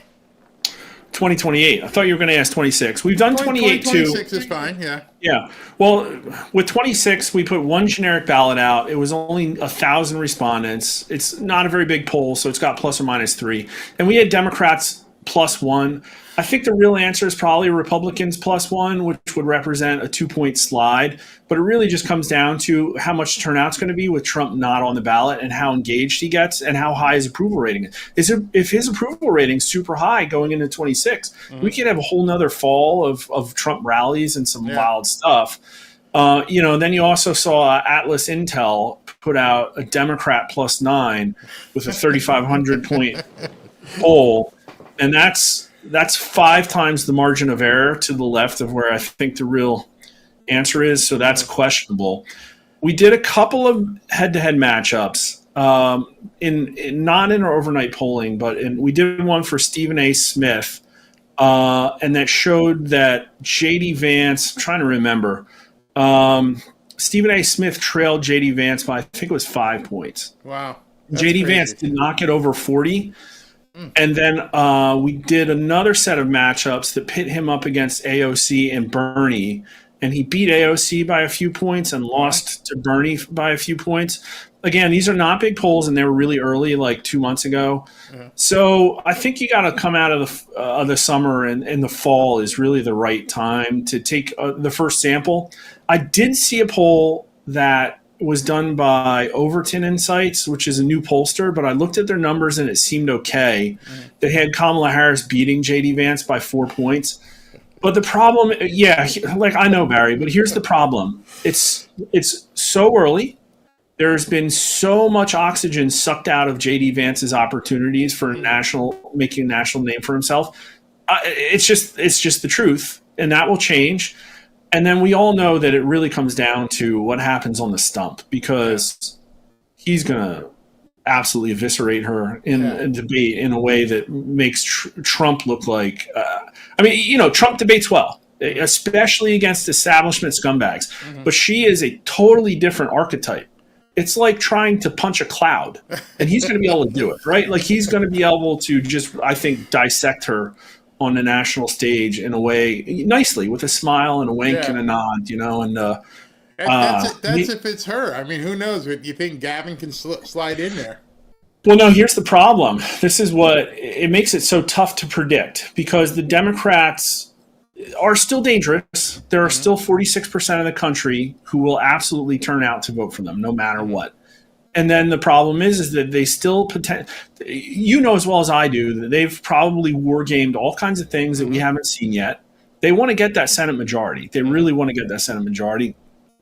So they still have power. We don't know if they've been completely declawed yet as far as Act Blue. There's probably stuff the FEC could do. There's probably a lot of stuff that still needs to be investigated as far as election integrity stuff. We don't know if we're going to get any election integrity legislation before 26. Those are all really open-ended questions. I know the election integrity task force is coming. So that's like another really big thing. But nationally, from a leadership perspective, they are it's embarrassing. Kamala Harris is their best bet. We asked Democrats, and she gets 32%. Wow. The next highest was Newsom at like 11 or something like that. So she triples the next highest. AOC and Bernie are single digits. Shapiro does well. He does 10 or 11, but you and I both know that Shapiro's not going to fly in the modern Democrat Party. Nope. Walsh is single digits. Buttigieg is like 10 points. And you and I know that there's no way. all these reasons that guy's not going to get elected too. And so, what can they do with this? The only thing they can do is just try to throw corruption and money at it. Yeah. And try and undermine Trump with everything they hit, with every fiber of their being. You saw that Axios article. They want the Democrat voters want their lawmakers to resist so bad they get shot. Yeah, I could not. And it quoted somebody. I mean, I'm gonna show that again after we're done. But I cannot believe that was actually said by somebody in Congress. That's crazy. Last question. Actually, it's not a question. Tell everybody about the new deal you've got to help out with the accuracy in polling. People might not believe me, but please, I'm being 100% honest here. We're accurate. We've been accurate for a long time. That takes some work. It's hard, but it's not as hard as you think. It really does come down to willpower, ability to not be corrupted. And because of that Axios article, just personally deep down in my gut, I knew that the establishment is not done throwing everything at an anti-establishment candidate. They're going to do more protests. They're going to try and stoke more violence. They're going to corrupt the media further. They can't stop. And so in my opinion, you're going to see a lot more lying in polls. And it didn't end in November. We've seen it multiple times so far this year. Like just last week, we had me with a Trump +5 and like Gallup with a Trump -17, 23 points apart. Just think about how crazy that is when there's a -3% margin of error on the polling. So there's a few of us where, it used to be competitive in the industry. We'd take swipes at each other. After this election, we all kind of looked around and were like, this is not right. And instead, we've been having conversations. And I think the right way to say it is there are a few of us who've earned each other's mutual respect, and we're all independent pollsters. So we decided to come together and found the National Association of Independent Pollsters, which hopefully fills a vacuum and rallies people around the idea that polling should be accurate and it shouldn't be a propaganda tool. Wow. And so those people are us, Matt Towery from Insider Advantage, Rich Barris, People's Pundit, and Robert Cahaley from Trafalgar. So this is new. We did it on July 4th. There's still a lot of moving pieces, and I think hopefully it'll grow to be something really big. And people say, oh, well, in an industry with so many intellectual gatekeepers, it looks like you're going to be intellectually gatekeeping. It's like, no, I want this to grow to have everybody in the industry. And what we're not going to use is heavy-handed BS about methodology and transparency. because in our opinion, those things don't actually correlate with accuracy. It's independence. Are you guys going to be doing like your own consolidation, like our Real Clear Politics has right now, and it'll be your group, or you're going to be in the RCP? I mean, how's that going to work? Well, hopefully the way it works is that being part of this group is an indication that the members are focused on doing their best work. Mm-hmm. And where we'll probably start is mirroring some of the stuff that the APOR does, where it has meetings and it has releases about things going on in the industry. It has education, maybe a conference, that kind of stuff, just for a way to people to meet up and network and understand, we're not hiding behind a veil of fake transparency. Right. We're trying to come together to understand that, we're all just trying to make this industry better. And I don't think there's anything like that. And we'll see where else it goes. Speaker series, I don't know. We'll see. But already there's been a lot of interest in it. It's not just us four. Mm-hmm. We're just the most vocal and most salient of the people who are like, the lies have to stop. I made more money calling people liars than I did polling this cycle. Is it going to be one poll number, or is it going to be Rasmussen and Barrett, or is it just one aggregate number?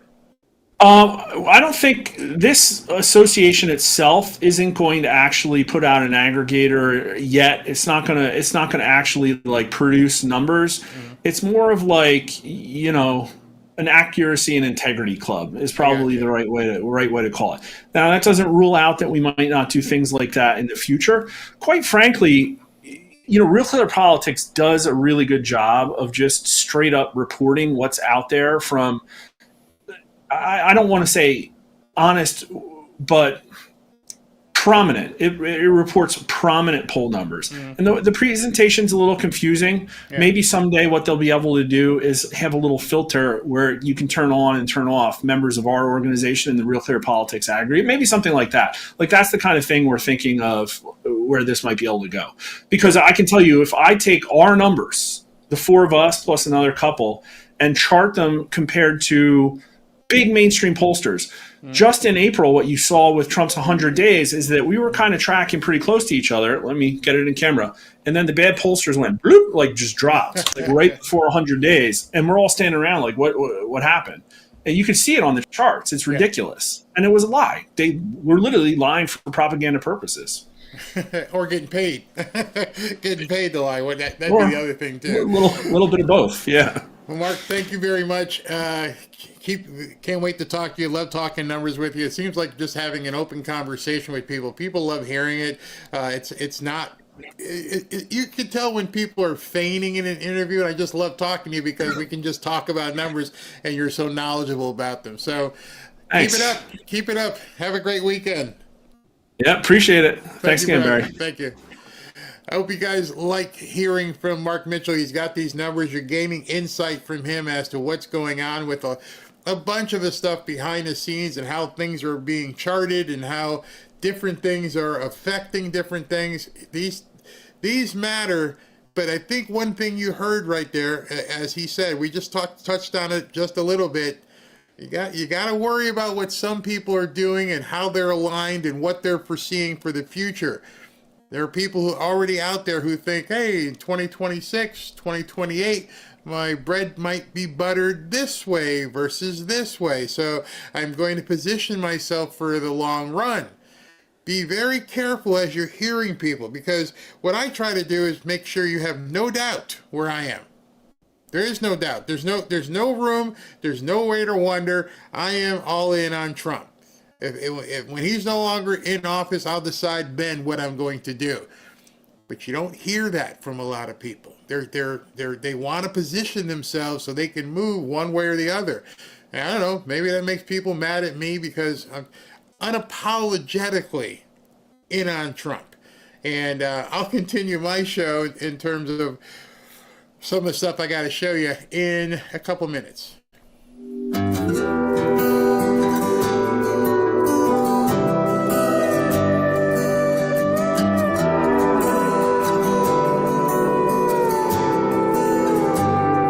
Somewhere to be every night of the week. Seems God ain't close as he used to be. And there's more tequila in this old town than pines in Tennessee. I ain't the man I thought I'd be. And these neon lights that keep me up got me thinking, maybe mom and dad had it right all along.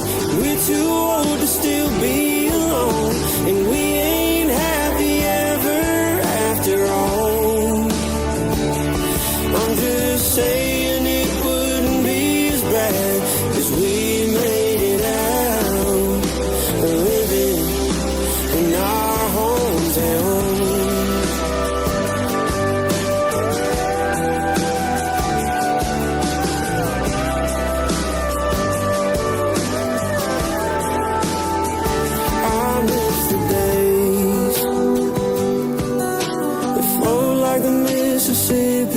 You find a girl and get married before you're 20. But I've been running like a southbound train, as fast as a northern summer with no one to love. And it's making me wonder if maybe mom and dad had it right all along, and we're too old to still be alone, and we ain't happy ever after all. No, I'm just saying it wouldn't be as bad as we made it out, living in our hometown.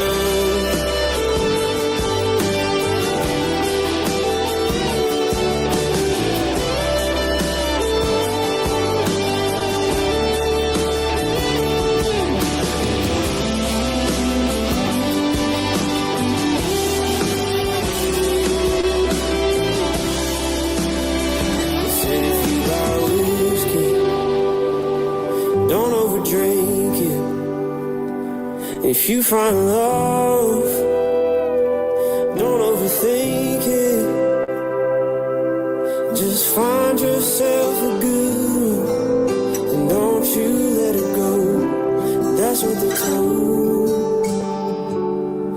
Maybe mom and dad had it right all along, and we're too old to still be alone, and we ain't happy ever after all.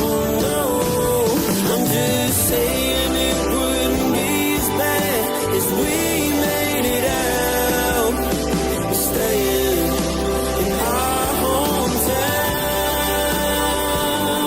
yeah, in our hometown,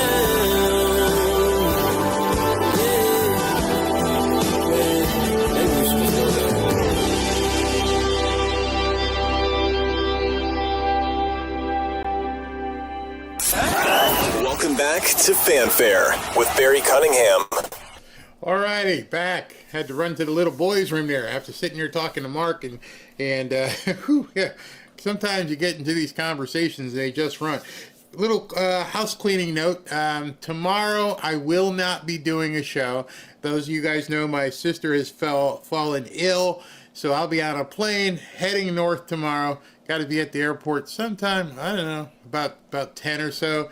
Then I land, and then once I get all settled, I doubt I'll be able to do a night show because we're going to go meet and then go to dinner and everything. But I may be able to do a late one, depending on what's going on tomorrow night, Friday night.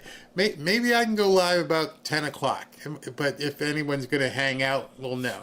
But don't expect anything tomorrow during the day because I'll be in the skies up there. I'm hoping your weekend's going well. Saturday, might be able to sneak something in, depending on what the Wi-Fi situation looks like. I don't know if you guys have ever done any streaming, but the Wi-Fi has to be very, very strong for you to do upload. Sometimes people think, download is the speed. Nope, when you're streaming, it's got to be uploading. Speaking of video, and I like that segue here. Let me tell you about this. today, what you're going to see, before I do super chats, we have some videos that were submitted, and it was fantastic. I got 5, and one gentleman, I'm going to show the piece of it because I want to acknowledge that he submitted. His sound was bad, so I'm going to ask him to redo it. But we had 5 submissions, and all you have to do is go here from a what do you call it? A laptop or a computer, not on your mobile phone, and you can record a video.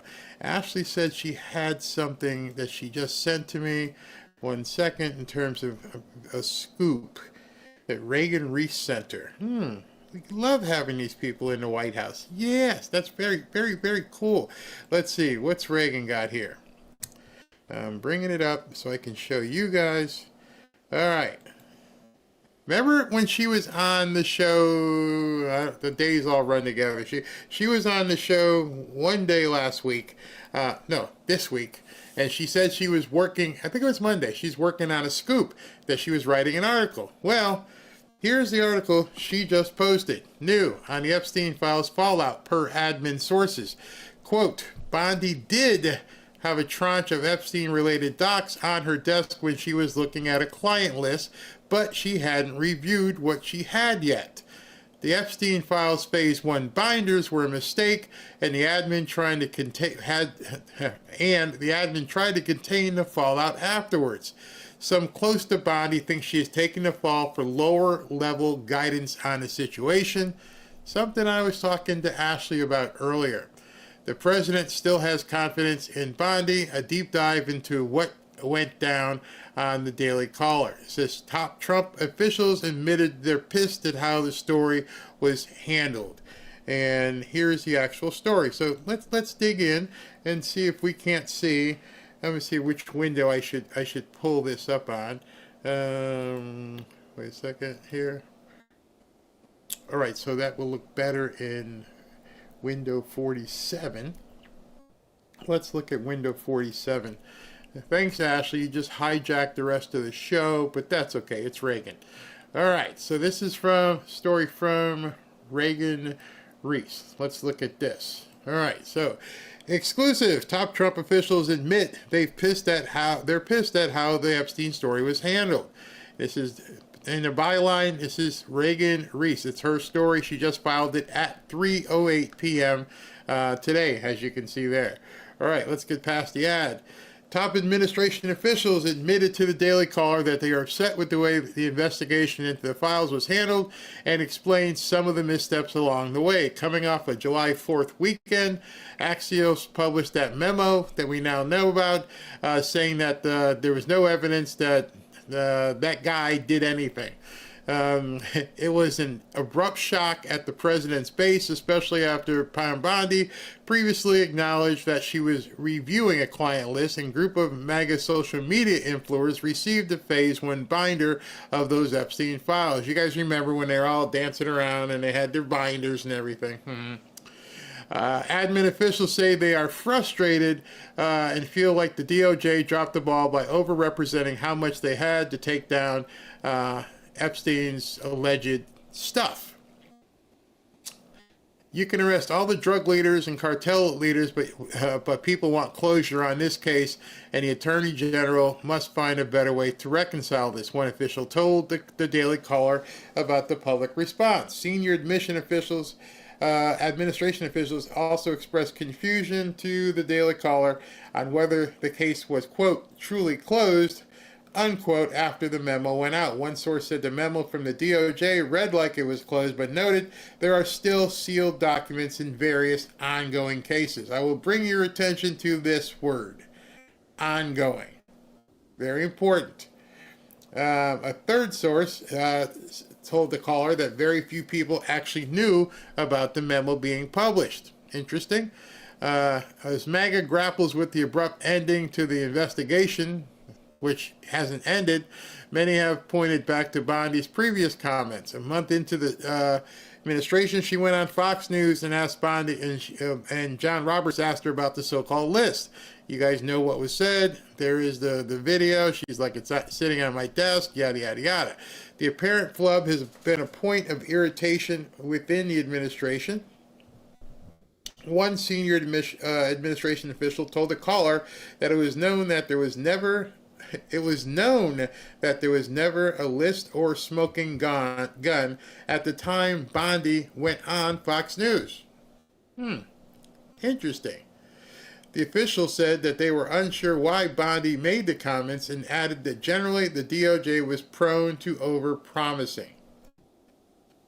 Caroline Leavitt insisted Monday that Bondi was referring to related documents in their entirety. A source familiar confirmed to the caller that when Bondi made those comments about the list, that she did have a tranche of documents on the desk, but did not know yet what was in them. This seems like a Laurel and Hardy routine here. A few days later, we knew what happened, and February 27th, all these people were given those binders. They looked really stupid after that. Some of them, people have forgiven them and everything.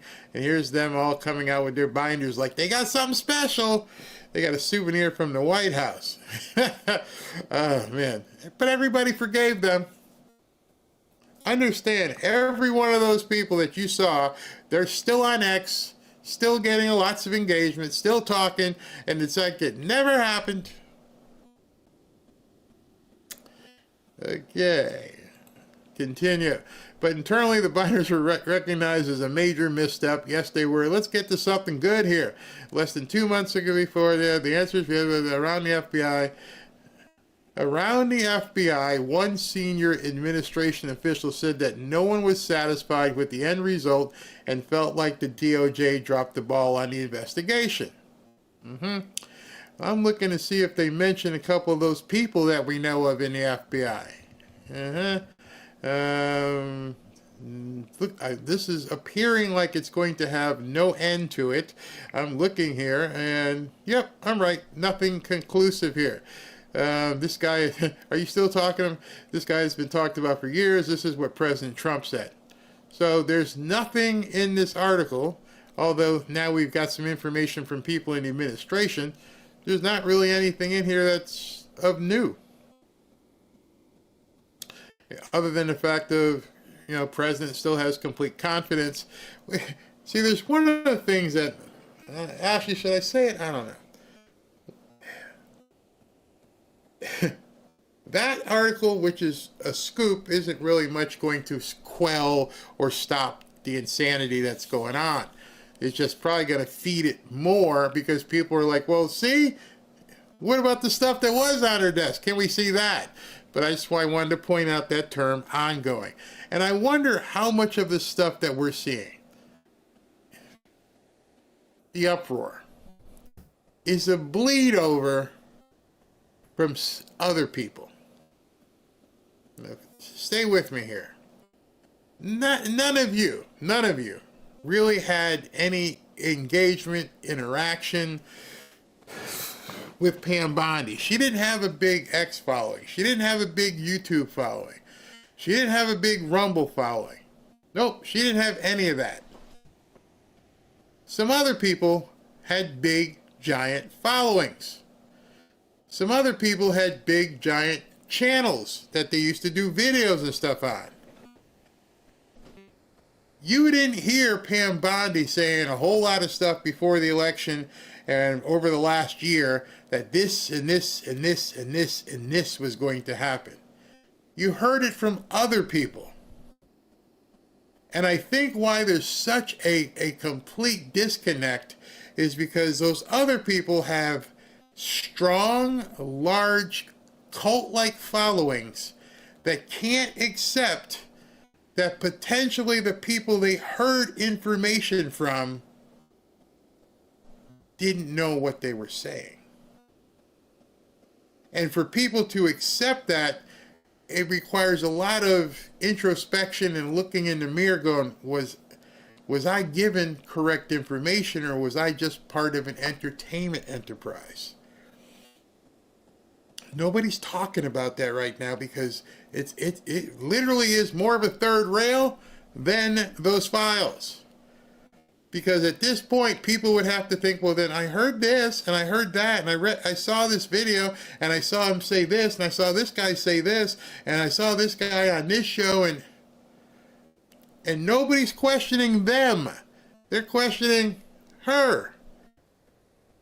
So I'm just going to ask a question. You guys can answer it in the chat. Was this a problem of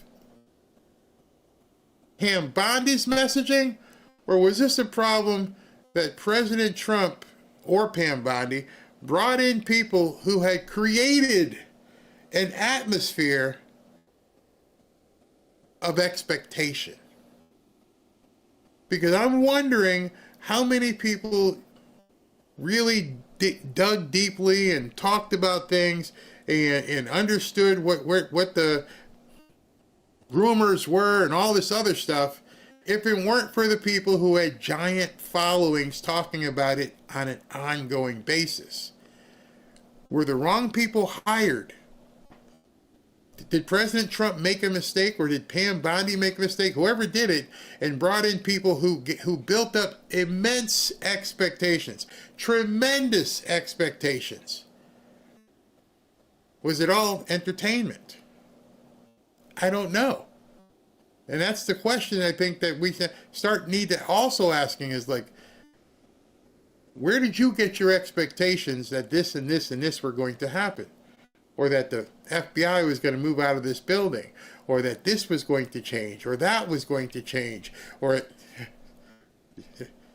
just think where you got your information and then step back and go, if I hadn't heard it over and over and over and over and realized, we're ready now, we got the right people in here. Oh. Because if this stuff is so top secret, how did people talk about it? Now we're seeing Alan Dershowitz talking about it. I'm like, in any event, that's just food for thought. I'm just thinking, not pointing fingers at anybody, but when things don't make sense, that's when you really, really have to think. Instead of getting mad, you just have to think. But the article there, thank you, Reagan, doesn't sound like we're going to get much more information, which leads me back to what I've been saying is going back to, Clarence on the bridge and George jumping in the water and having a wonderful life. I still think you need to focus on what's your alternative. If Dan did something wrong, if Cash did something wrong, if Bondi did something wrong, if President Trump did something wrong, what's your alternative? What would your life be like if Kamala Harris was president? To me, as an American, that's number one. See, that's the people have asked, Barry, are you sweeping anything under the rug? Nope, I'm not sweeping anything under the rug. I want to know what life would be. What's the alternative? George Bailey found out. I pray that you never find out. I pray that you never find out what life would be like if MAGA and Trump weren't here, regardless of their mistakes. Big mistakes. Can I make sure I underscore that? Even with the mistakes, the warts, the zits, everything, it's still better than the alternative. So I don't understand people shooting friendly fire at the administration when, if you really step back, at this point, you have to build up the team. You understand J.D. Vance is sitting in a wing, or Marco Rubio or DeSantis or somebody is going to have to do something in 2028. That's not a long time from now. That's 3 years. That's why I'm asking people not to forget, not to just let it go, but to focus. Because we got 3 years. And I'm trying to give you a picture as what would it be today if July 13th had happened? What if there was no Clarence that went and stopped President Trump from getting his head blown off on national television?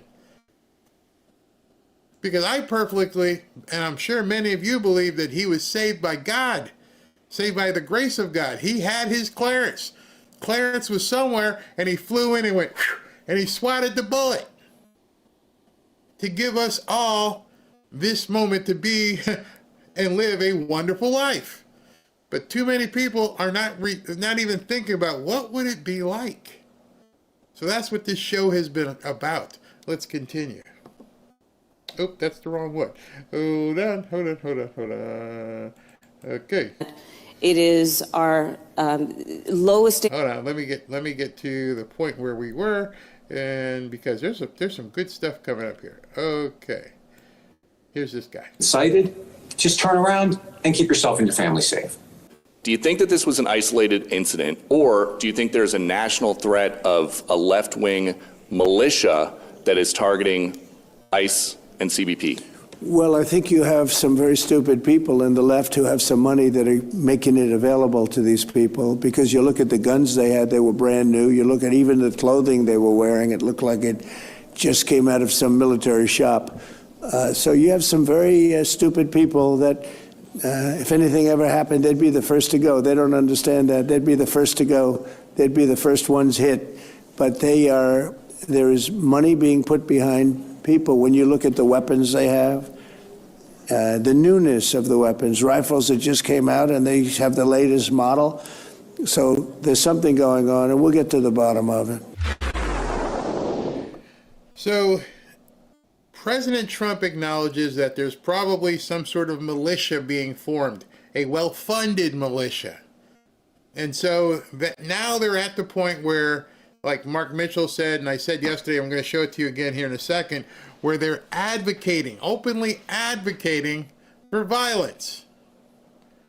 And it does remind me of that scene in A Wonderful Life where when George runs back and runs into the bar, and they're having bar fights and hookers and all kinds of stuff, because America, that bar, isn't what's supposed to be for them. Excuse me. So now they've got to branch out.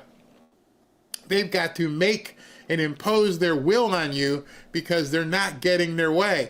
And a full understanding that you need to have is if Kamala was president, they wouldn't have to do it because they would basically be a part of the Democrat Party, the Socialist Party, to make sure you're kept in line. I want you to look around your house, look around your life, and think what would happen if you couldn't do this, this, this, and this. This show, gone. A lot of podcasters, gone. Watch what happens.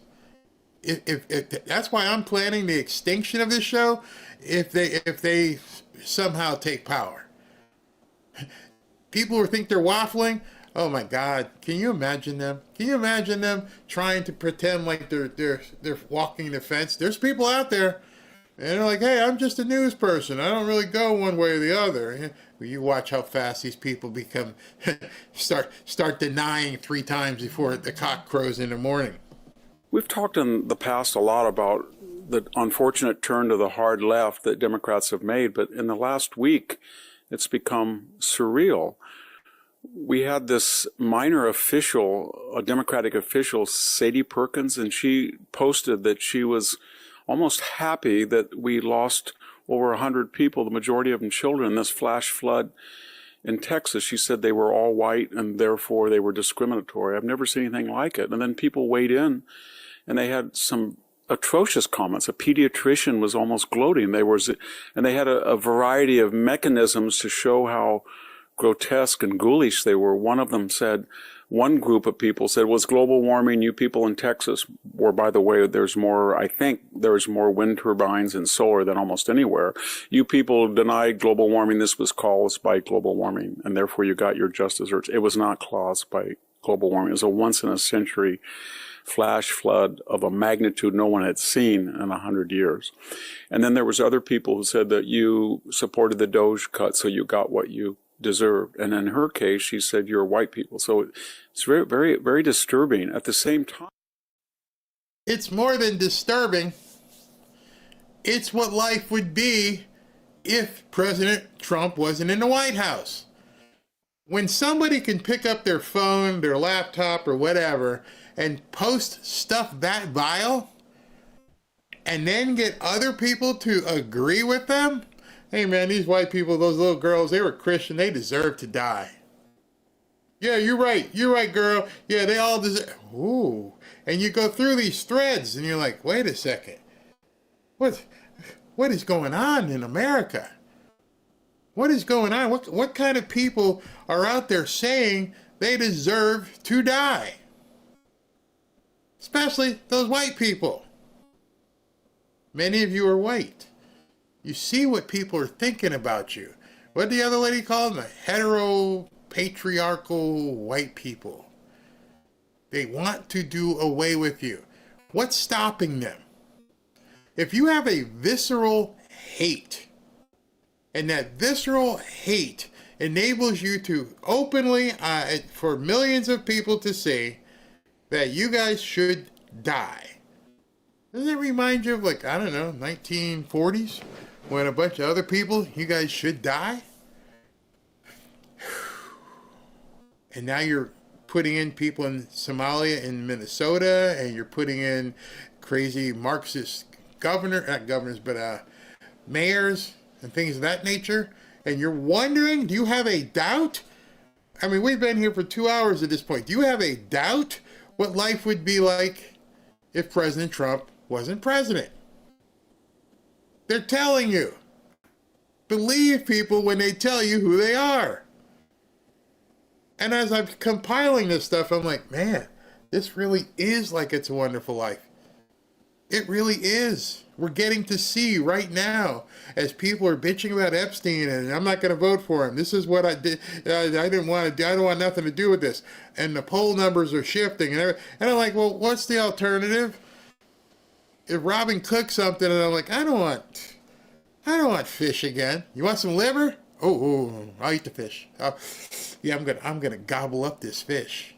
By the way, she cooks really good, as you can tell. She's never put liver on a plate. But just imagine, if you had that choice. I knew I got this. I don't want filet mignon tonight. It doesn't smell right. It smells like this filet mignon's been out in the sun or something. Well, what's your alternative?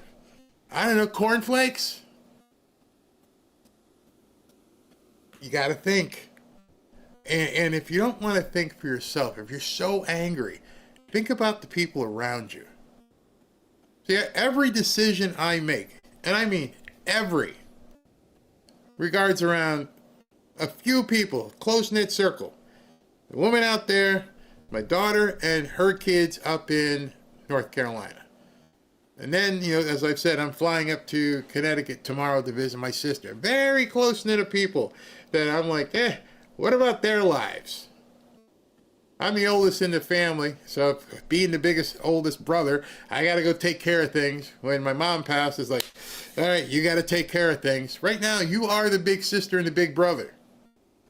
You have to say, okay, as much as pissed off as I am, the rest of this family, this fanfare family, this MAGA family, we need to make sure everybody's going to be okay long term. Am I a boomer? Hell yes.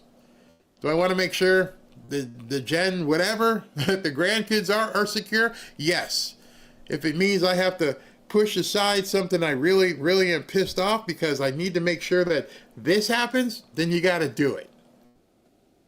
And to hell with people who complain and say, well, you're just letting it go. No, not letting it go.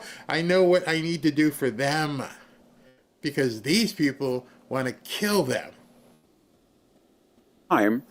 We've had now 2 organized assassination attempts of ICE agent who are just following the law. Remember what they're doing. Apparently, in the mind of the left, it was a moral thing to break the law and let 12 million people without vaccinations, without audits, without criminal background checks come into the United States. But it is an amoral thing to enforce the law and restore the rule of law and ask people who came in illegally to please return.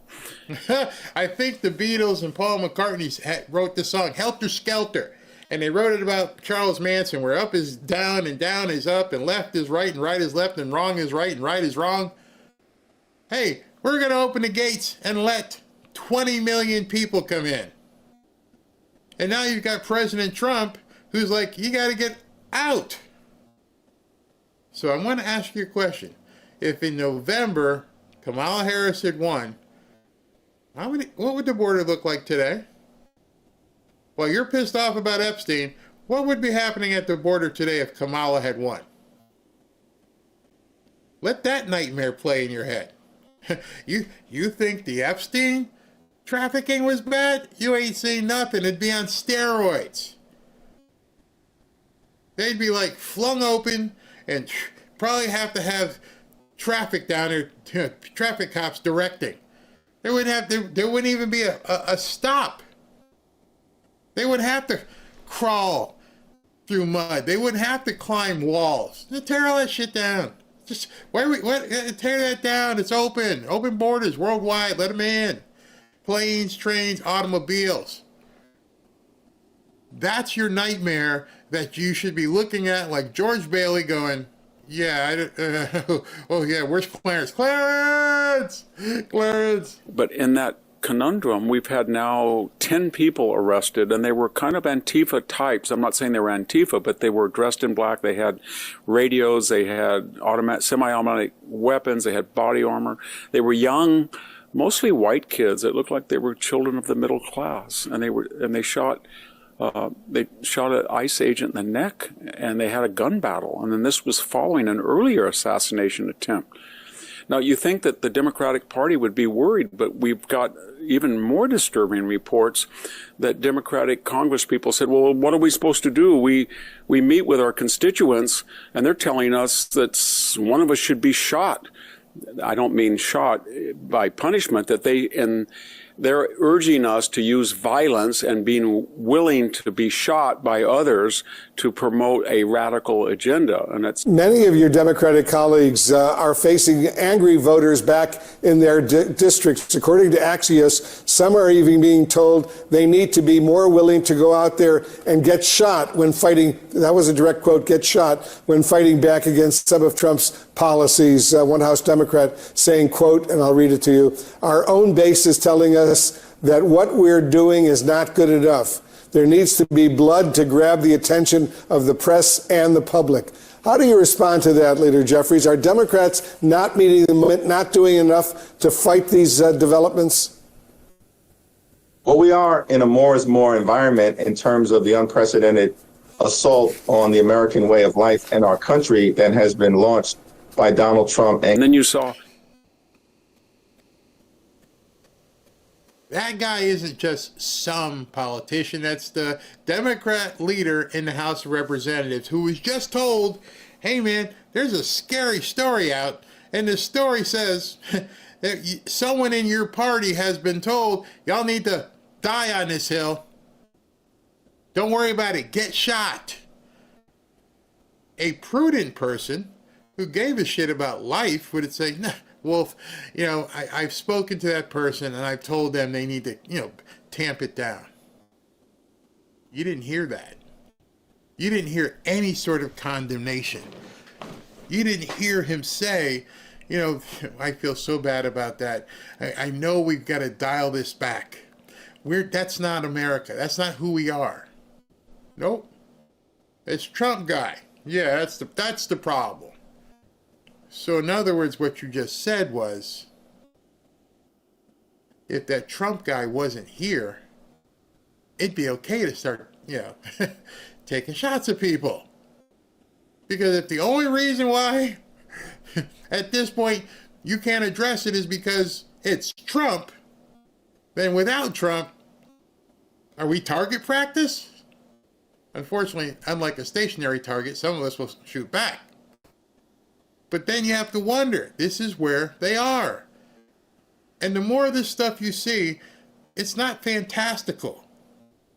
This is actual stuff happening.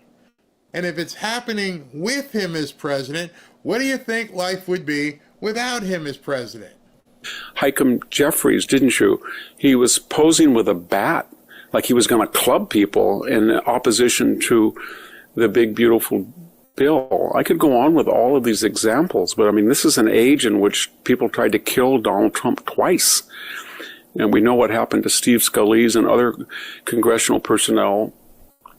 And so we're getting Luigi Mangione, etc., the attacks. Okay, Luigi Mangione, in case some of you guys don't remember that, a couple months ago, Luigi Mangione decided he was going to go assassinate a executive from an insurance company. Shot him in his back. Killed him. Crazy libtard. How did the libs react? They wanted to marry him. Oh, thank God, thank God. Oh, that was fantastic. We are this far away from anarchy. We are this far away. And we were even closer on July 13th. And I think this stuff just becomes old news. People forget it. Go back and look at some of the stuff people were saying about Luigi Mangione. Oh, he's so handsome. Oh, it's fantastic. That guy deserved to die. They want you dead. They don't want to outvote you. Get these people out of here. You hetero-patriarchal, anti-Palestine white people and black people. And the only thing keeping this train moving forward right now is the same guy too many people on X are trying to tear down. And if I'm making this up, then everything you've seen has been a lie. But it's kind of hard to say it's a lie when you've actually seen it. And so as you see people on X talking the crazy stuff that they're talking, oh, I'll never vote for him again. What are you going to do? Well, I won't vote. That is a vote. Wake up.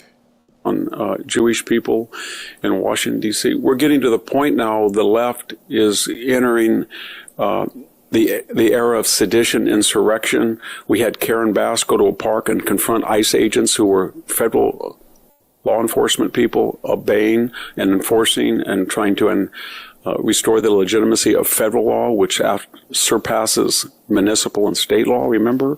And she said, you got to get out of my city. This is insurrection. Why is it happening? We've said in the past that part of it is that the Democratic agenda nobody wanted. There were 80, 27, 30 issues. And as a result of that, they lost the Congress, they lost the White House, they lost, of course, in most cases, the Supreme Court. So they don't have any power, so they're frustrated. But I think even more importantly, in the first administration, Donald Trump addressed symptoms of the progressive project. Let's restore deterrence. Let's try to deal with the border. Let's try to stop crime. Let's cut taxes, but he didn't have time or the knowledge or the constituencies, and he was working with a hostile Congress to... Right, so real important what he just said there. He basically said that Donald Trump in his first term, either through not knowing his way around Washington or because people were trying to subvert him, he was able to kind of put Band-Aids on things, never actually treat what the actual problem was. Hey, listen, we'll go ahead and do this. We'll go ahead and do that. We'll try and stop the bleeding. But I don't know what the cut is. I can't see because there's so much blood, I can't figure out what needs to happen. And so for 4 years, he sat home and he schemed and he plotted and he goes, we're not doing topical stuff anymore. We're going to go deep. We're going to go so deep that we can just completely eradicate the Democrat Party. I think the thing that bothers me the most right now about what you see on X, including Elon, is we were this close to putting the Democrat Party out of business forever. If people were focused right now, there would not be a Democrat Party, which should also tell you why some of the people may be detracting. Having played so much football and other sports, the last thing you do is let the opponent get up. You watch MMA, submission. Elbow you in the head, or I had enough. What we're doing, and not we, not you, but what people are doing is allowing the Democrats to get air. Oh, look they're fighting themselves. Oh, watch that. Oh, yeah, look. Oh, yeah, look what this guy said. Look what they're doing. Oh, look at they're allowing the Democrats a moment to regroup. Instead of having the standing 8 count, we're giving them the standing 100 count. Whew, wow, that was close. I thought they were going to knock us out. Now we're back again. And we're going to, now we're going to regroup. And Trump's trying to go after the actual source of the problems right now.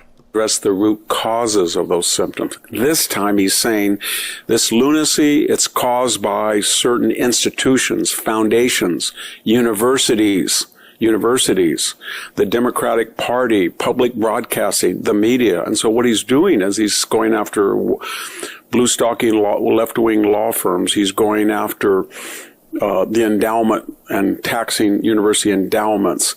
He's looking at grants on federal grant surcharges, gouging the federal government on university grants. He's dealing with countries that are openly promoting open borders. So he's dealing with the symptoms. And the left is saying, oh my gosh, we have no institutional power. And now the way that we exercise power without having legislative or executive influence is institutions, foundations, media, K through 12, university, and Donald Trump is starting to address our left-wing monopoly and dominance of those institutions. And if he were to be successful, we would collapse, dissipate, disintegrate. So we're going to go take to the streets, and we're going to use violence, and we're going to do anything possible to stop this Donald Trump counter-revolution. It's going to be very dangerous times. We got to be very careful about what everybody says and not escalate the situation. But it's mostly now coming from a frustrated and impotent left. That last 30 seconds says it all. It's going to be dangerous. They're on imminent collapse. They're pillars of success. The education system, the entirety of immigration. He's striking at all of these. He's got a Paul Bunyan hatchet, and he's chopping this stuff down. USAID, all the different things that basically kept the machine running is being turned off, and all of this stuff that's happened. Overturned Roe v. Wade, stopping Planned Parenthood. The other day when I was running through all the different accomplishments that have gotten us to this point, to allow us to prosper as a country, to move forward as a prosperous nation, a safe nation. The enemy is now, as you saw the movie, within us.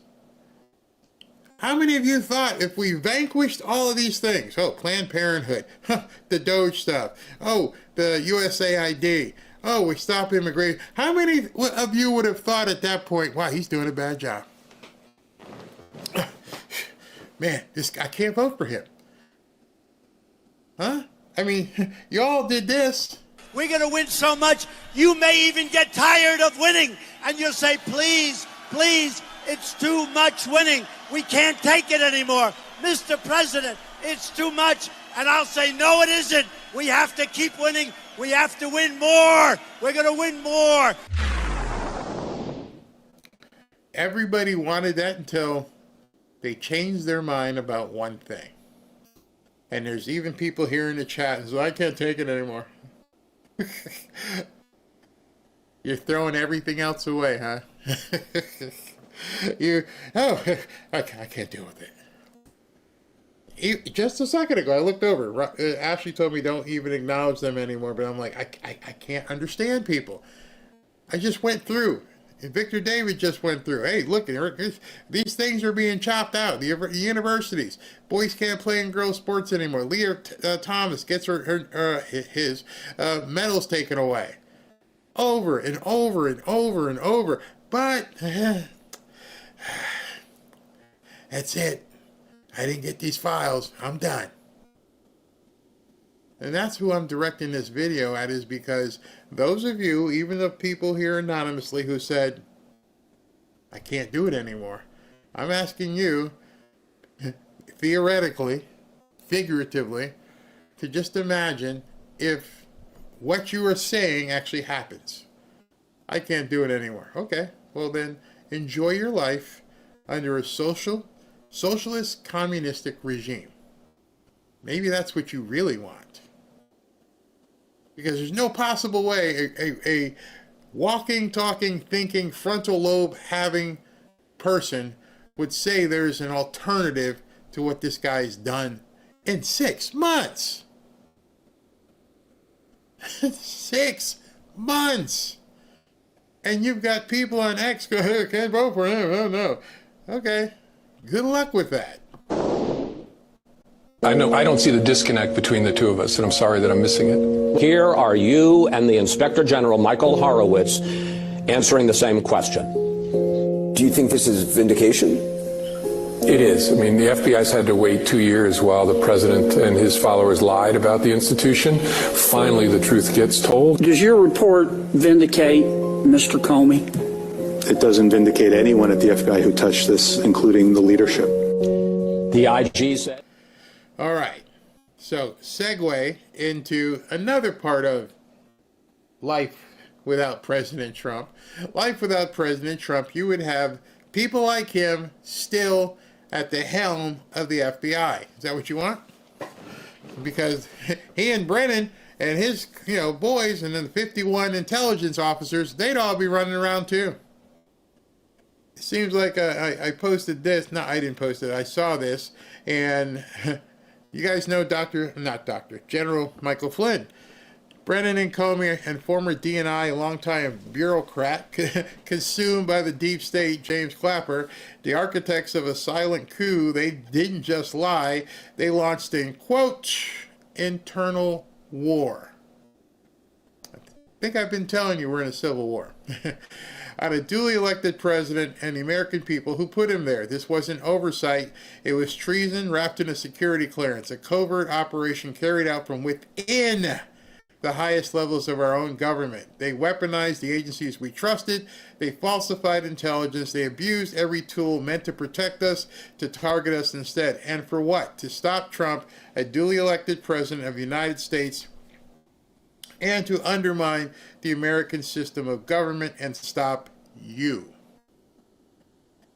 They fear sunlight, they fear accountability, but most of all, they fear a nation of awakened patriots. We don't forget, we don't forgive, and we won't stop until justice is served. And he's showing you President Trump's True Social post where he's talking about what Greg Jarrett found. Internal war. They're coming after you. Treason. And then he closed it by saying what they fear is a nation of awakened patriots. You. Somehow some people are falling back into slumber. They're making stupid decisions and making stupid comments. By saying, I won't do this, or that's it, I'm done. What's the poll at now? I left it up like the whole show. It's 96-4, 4%. So let me just tell you, if 4% of MAGA, of Trump supporters, are like, I'm done, we're done. Pack it up. Start hoarding things. Dig ditches in the backyard. Hide your money. Do what you need to do. Because if that's true, if 4% of people at this point are saying to everybody, I'm done, you're done. That is not debatable. If 4% of MAGA is done, then you can bet 4% of independents. You can bet 4% of Democrats. Can't win. Math not there. 12%, forget about it. It's over. We're socialist. Just like that. That's why I'm pushing so hard, because when I saw the numbers and I see the crap on X, I'm telling you what I'm doing. Oh, it's time to open up the backyard and start throwing stuff in it. And start looking at the Virgin Islands. Start looking at different places to get out of here just in case. Plan now. Get your exit strategy in a row. Those of you who are in crypto, do what you need to do. Because if this is what people believe, we're done. I'm not going to sugarcoat it. You should know what they've been trying to do. And the only thing stopping them is President Trump. And now you got people saying, I didn't sign up for this. Okay. Good luck. Because now here comes this investigation. You should feel no vindication. Well, maybe it turns upon how we understand the word. What I mean is that the FBI was accused of treason, of illegal spying, of tapping Mr. Trump's wires illegally, of opening an investigation without justification, of being a criminal conspiracy to defeat and then unseat a president. All of that was nonsense. Here is what you said about the FISA process and what the Inspector General Horowitz said this week. Take a look. I have total confidence that the FISA process was followed and that the entire case was handled in a thoughtful, responsible way by DOJ and the FBI. We identified significant inaccuracies and omissions in each of the 4 applications. 7 in the first application and a total of 17 by the final renewal application. 17 significant errors in the FISA process, and you say that it was handled in a thoughtful and appropriate way. Yeah, he's right. I was wrong. I was overconfident in the procedures that the FBI and Justice had built over 20 years. Again, here's your version, and again, here's the Inspector General. My recollection was it was part of a broader mosaic of facts that were laid before the FISA judge to obtain a FISA warrant. And we concluded that the Steele reporting played a central and essential role in the decision to seek a FISA order. Horowitz says it wasn't part, as you told Bret Baier, it wasn't part of a broader mosaic. He said it played an essential role in establishing probable cause. In fact, he says, if it hadn't been for the Steele dossier, the FBI probably wouldn't have even submitted a FISA application. That I'm sure he and I are saying different things. By the way, you seen the text on the bottom. It's not Pfizer. That's how the AI took it. It's FISA. FISA warrant. All right, let's continue. This is disgusting. Where is it? Well, there's the issue of how reliable the Steele dossier, in fact, was. On January 6, 2017, in the Trump Tower, you brief Donald Trump, president-elect, about the Steele dossier. That same month, the FBI talks to Steele's main Russian contact, the main person on whom he based the dossier, who says, according to the IG report, quote, Steele misstated or exaggerated the primary subsource's statements in multiple sections of the reporting. Director Comey, not only do you fail to go back to the president-elect or president after January 20th and tell him, oh, you know that report I briefed you on? Turns out it's bunk, but the FBI goes back and renews its FISA application 3 more times, and by this point, the FBI knows that the Steele reporting is not credible. Did you know all of this? All of what? Everything. I just spent the last 3 minutes telling you how you screwed up and lied, and I asked you, did you know this? Huh? What? I don't understand. What makes you think they wouldn't do it again? What makes you think all of this stuff that they did back then, they wouldn't do on an ongoing basis against every single Republican, and then say, hey, it works against them, let's go against private people? What would stop the Comeys and Brennans of the world from going after individuals? Remember, they were going to hire, 80,000 IRS agents? What do you think that plan was? Remember they said there was a rule they put in place. They were going to make you provide your Venmo account information. So if you got more than $600 by Venmo, you had to go. They were going to go after you. Except Trump's here. See, these are some of the little wins that people aren't even taking into account. Wait a second. Yeah, I couldn't even do Venmo, and they were going to come after you. 80,000 IRS agents. Do the math yourself. That's like over 1,000 new IRS agents per state. What do you think they were going to do? Except Trump shows up.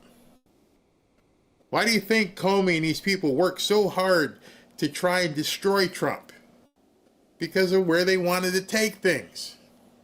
And now they're sitting back going, they're just destroying themselves. This is awesome. That we're talking about here. Did you know that, in fact, the Steele report was the key for probable cause? Did you know that the FBI had talked to the Russian contact and he said what Steele said he had told him was not true? Did you know this? You're the FBI director. First, again, the report will speak for itself. I don't believe the FBI concluded that Steele's reporting was bunk after talking to a subsource. But no, I didn't. As the director, you're not kept informed on the details of an investigation. So no, in general, I didn't know what they'd learned from the subsource. I didn't know the particulars of the investigation. Did you hear that? As the director of the FBI, you're not kept in the loop on an investigation. Who runs the investigations? And if the director of the FBI isn't looped into the investigations, is the Attorney General? Probably not.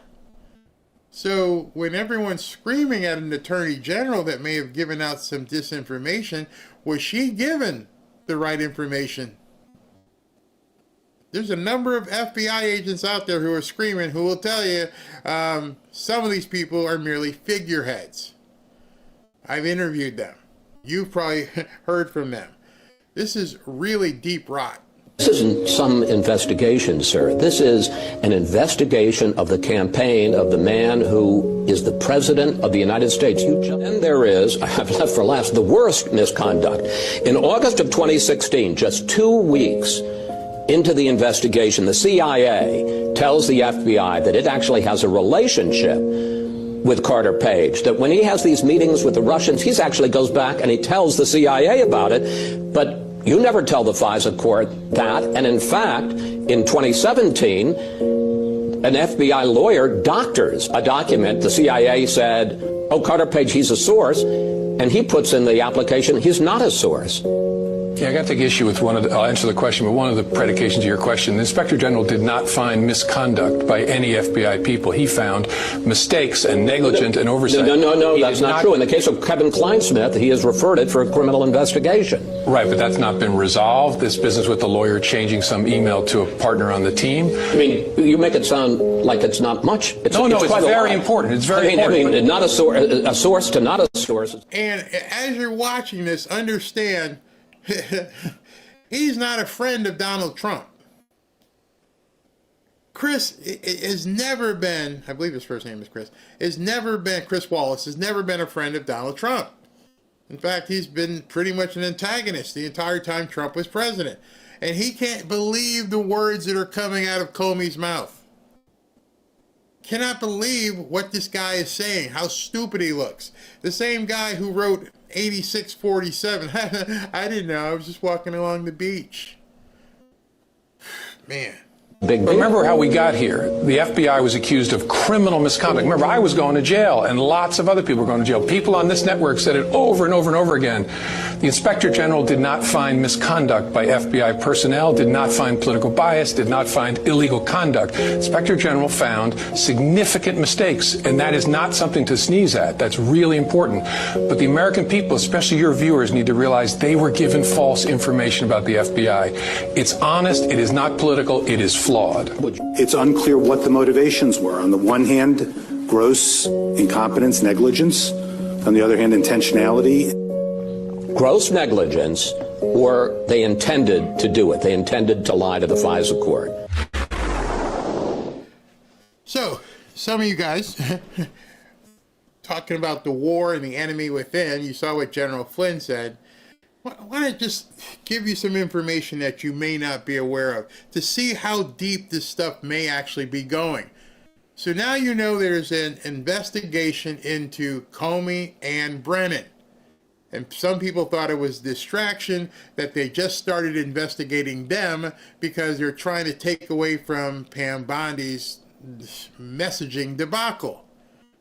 And I told you yesterday that the investigation into Comey and Brennan may lead them into some other stuff. So I want you to understand at this point what some of that other stuff may be. Maybe some of you guys knew, but maybe some of you didn't. But James Comey's daughter, Maureen Comey, was the prosecutor in Diddy's case. She just completely botched that trial. Diddy basically didn't get convicted on the more higher end stuff like trafficking. She was a prosecutor. I don't know if she had money on it, but it's just interesting that James Comey's daughter was the prosecutor on the Diddy case. Now, I've got to look at the chat here real quick, because what I'm going to tell you is something. Do you guys know what other case she was a prosecutor on? Let's play a little Jeopardy. I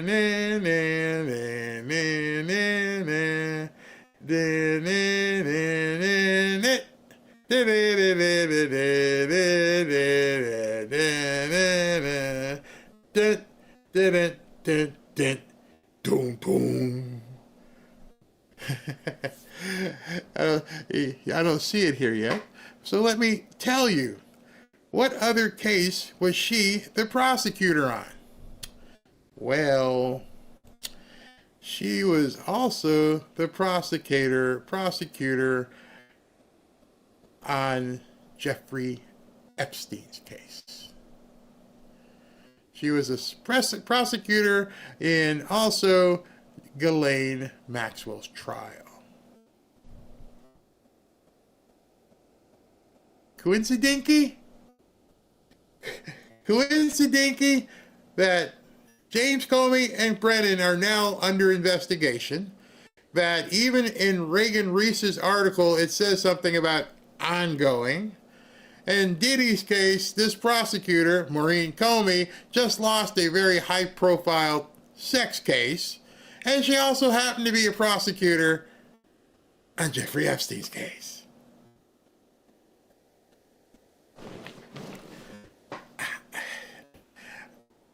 If I had that kind of luck, I would go probably play the lotto like 5 times.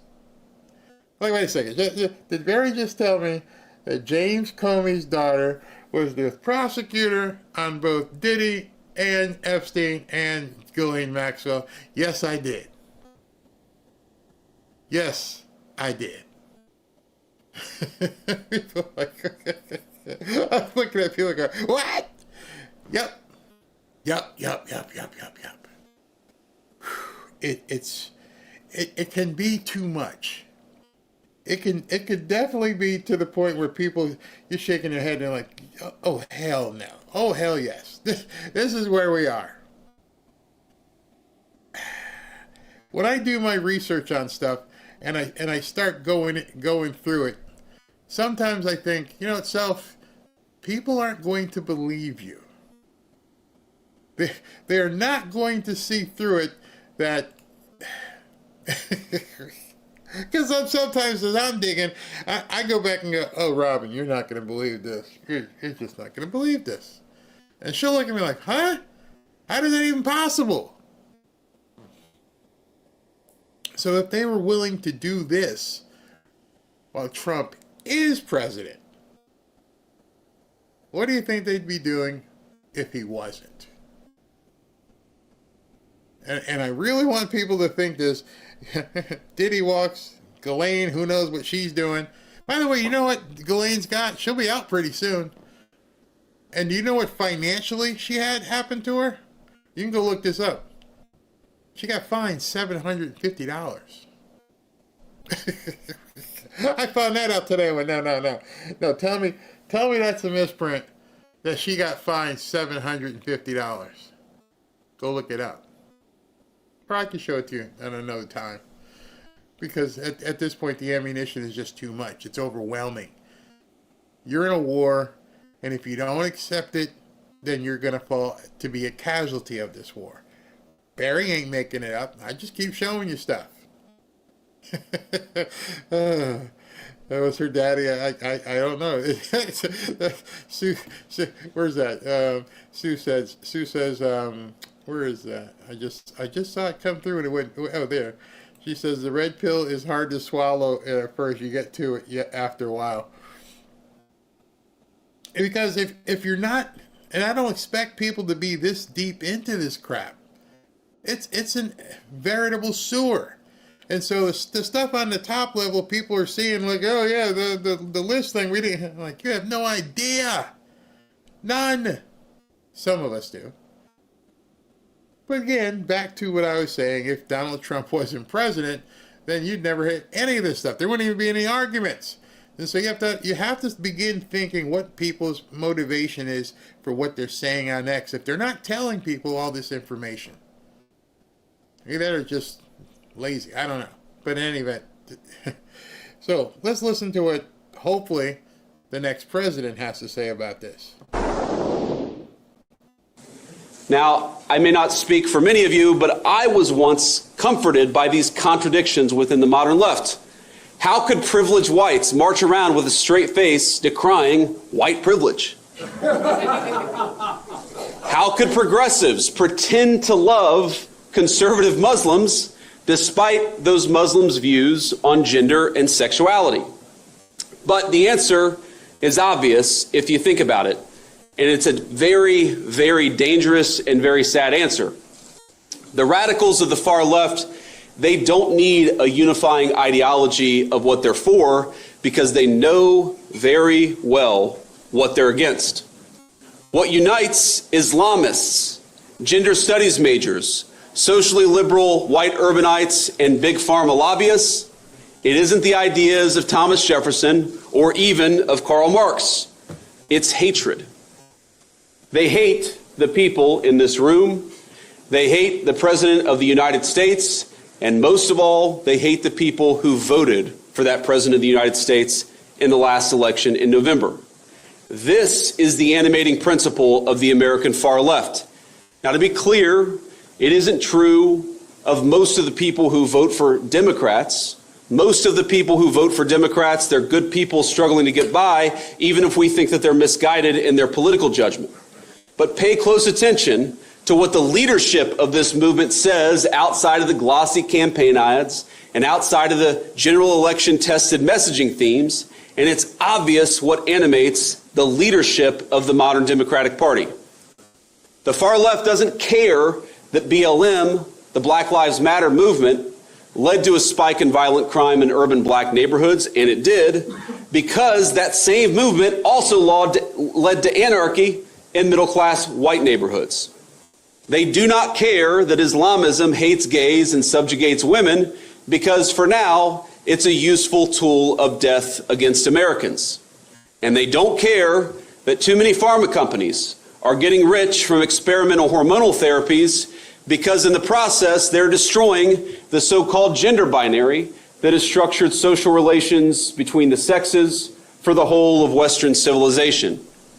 And they certainly don't care that deporting low-wage immigrants will raise the wages of the native-born because they don't mean to create higher living standards for those who are born and raised here, whether they're black, white, or any other skin color. They mean to replace those people with people who will listen to their increasingly bizarre ethnic and religious appeals. They are arsonists, and they will make common cause with anyone willing to light the match. And that's why Mamdani himself is such an appealing instrument to the left. He captures so many of the movement's apparent contradictions in a single human being. I let that play straight through because he said everything and he put a bow on it.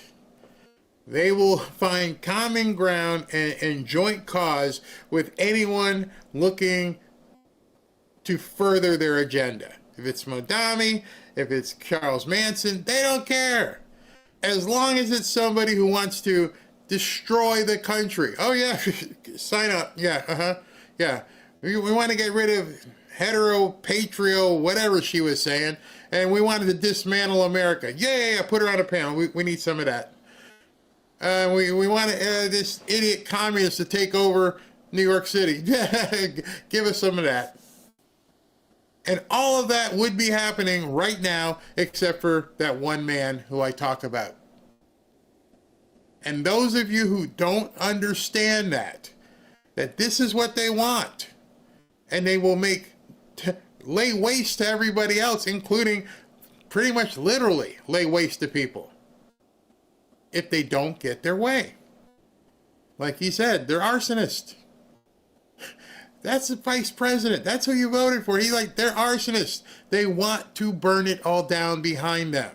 They want to go Kaiser Sose on all of you. Hopefully you guys know that reference. Kaiser Sose, usual suspects. I want to kill them. I want to kill people who owe them money. I want to kill their family. I want to kill their dog. I want to go full Kaiser Sose on these people. And Vance recognizes this. And you need to recognize it. These are not your friends. And like he said, there are some Democrats who have just been Democrats, and they've got to be sick to their stomach, but many of them won't break ranks. Hey, I got to keep doing it. Why? You don't believe anything these people are saying, but I'm a Democrat. Meanwhile, on our side, we have all kinds of fractions of people just being completely divided and screaming. Oh, I didn't get my way. Somebody had asked me, and I knew it when I said it. And when I said it, I'm like, okay, somebody in chat is going to call me on it. Somebody's going to Barry, there's no way. There's absolutely no way. So let me take a minute and go, way, so you guys can see it yourself. Firsthand. This is not some crazy website. This is actually on the DOJ's website. And Ghislaine Maxwell sentenced to 20 years for conspiring with Epstein to do that stuff. June 28th of 2022. She was sentenced found guilty on December 29th, 2021.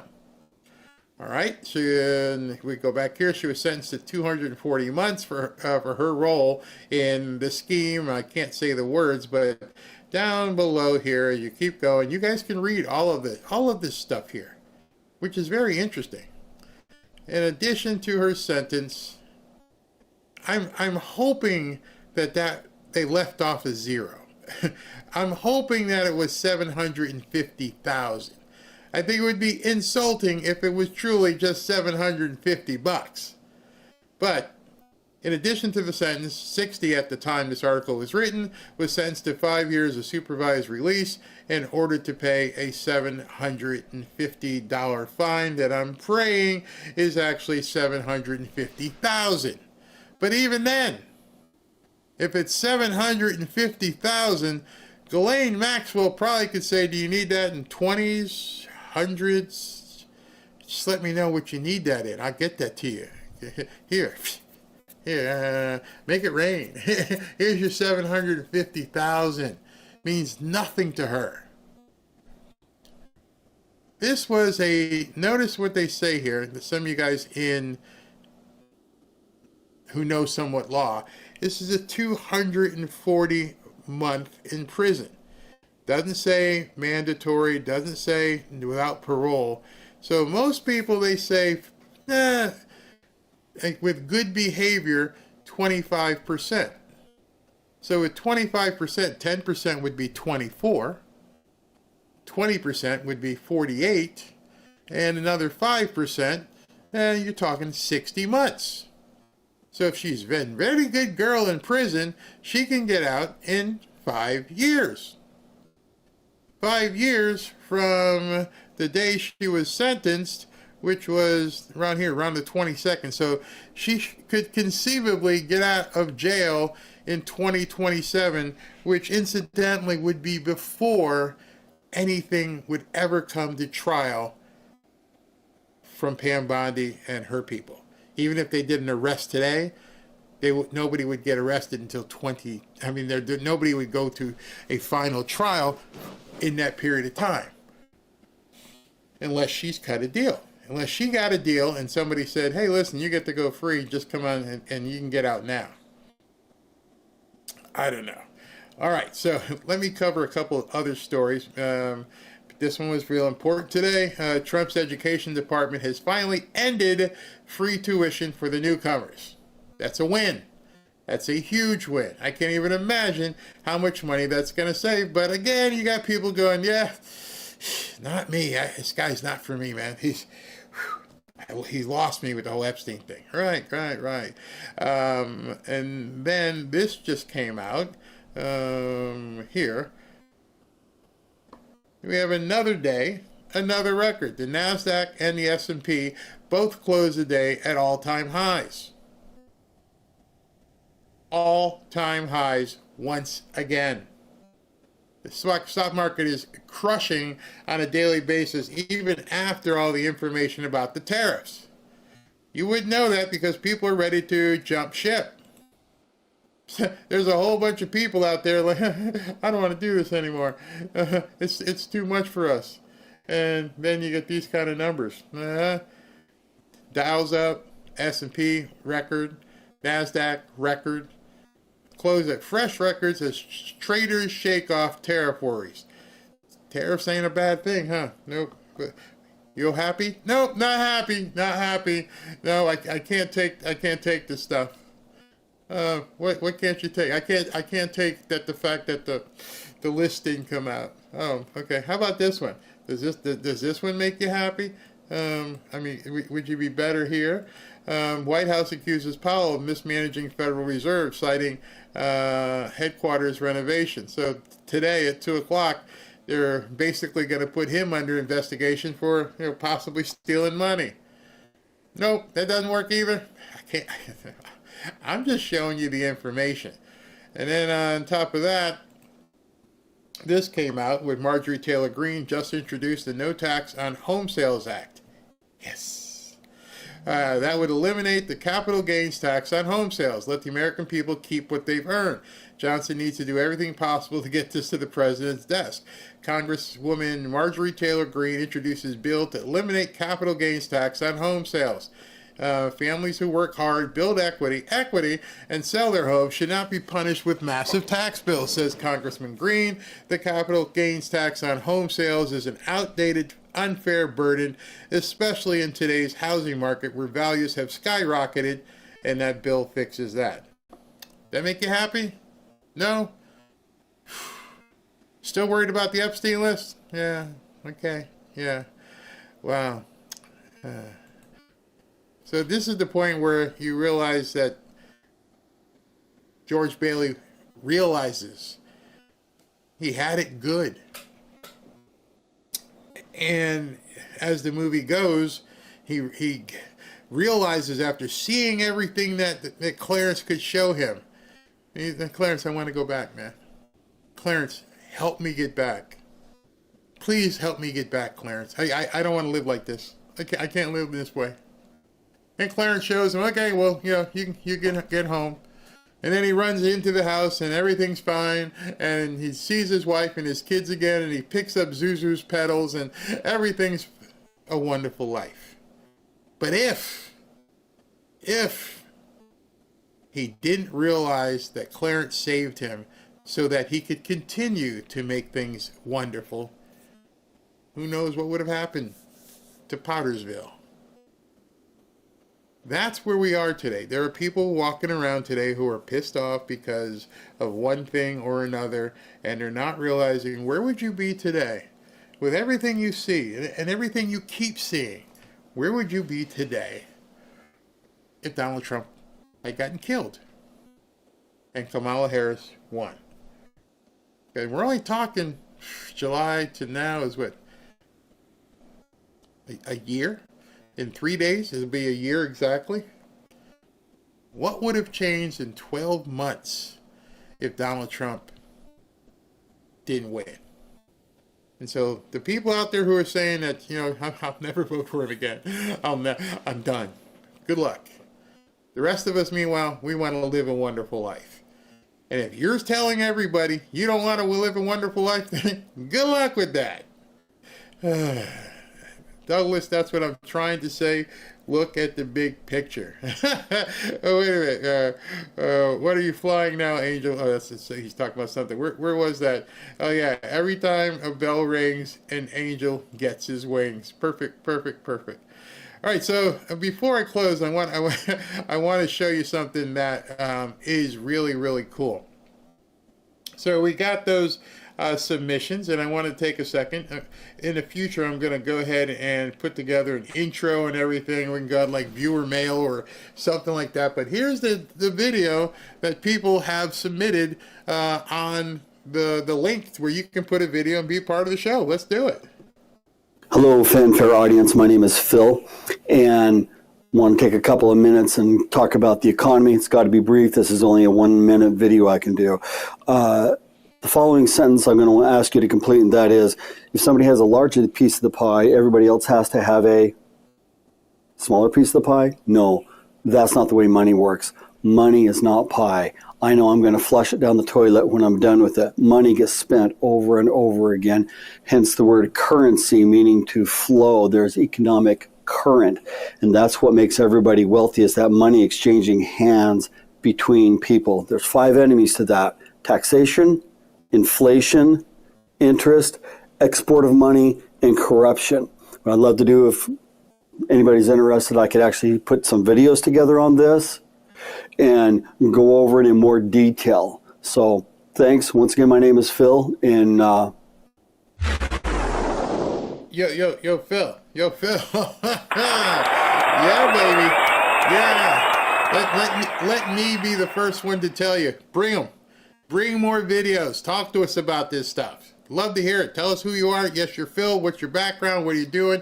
This is what I want to do. I want to get people involved in the show. Thank you very, very much, Phil. That is absolutely awesome. And if you want to do other stuff that's longer than a minute, then sure, go ahead and send me a link or something and I'll incorporate it in the show. Love this. This is what is part of the Fanfare community. Getting you guys actually involved. Let's continue. What's up, Fanfare family? It's the first time I've ever really talked to people on here, really, like I say, it's been like I said, started watching Barry Cunningham back in March, and I got hooked on him because he was telling some stuff, he was really telling the truth. But I'm on here, my name is really Timothy Harrington. I'm from a little small town in North Carolina called Kannapolis. I think Barry got some family up in North Carolina, up in the western side. But one thing I want to let the Fanfare family know, today Trump took that bullet. That's the path that God put him on to do what he's doing now. Everything that's going on is God's hands. All you got to do is put faith in him. Don't put faith in Trump. It's not Trump doing the work. God's using Trump. Thank you very much, Timothy. See, he's like, he's not polished. This is the first time I've ever done a video. Perfect. People get to know you. If you're in here, let everybody know. That's Timothy. Love it. Absolutely love it. This guy here, I think you guys, no, wait, this is a lady here. What's up, Barry and Fanfare family?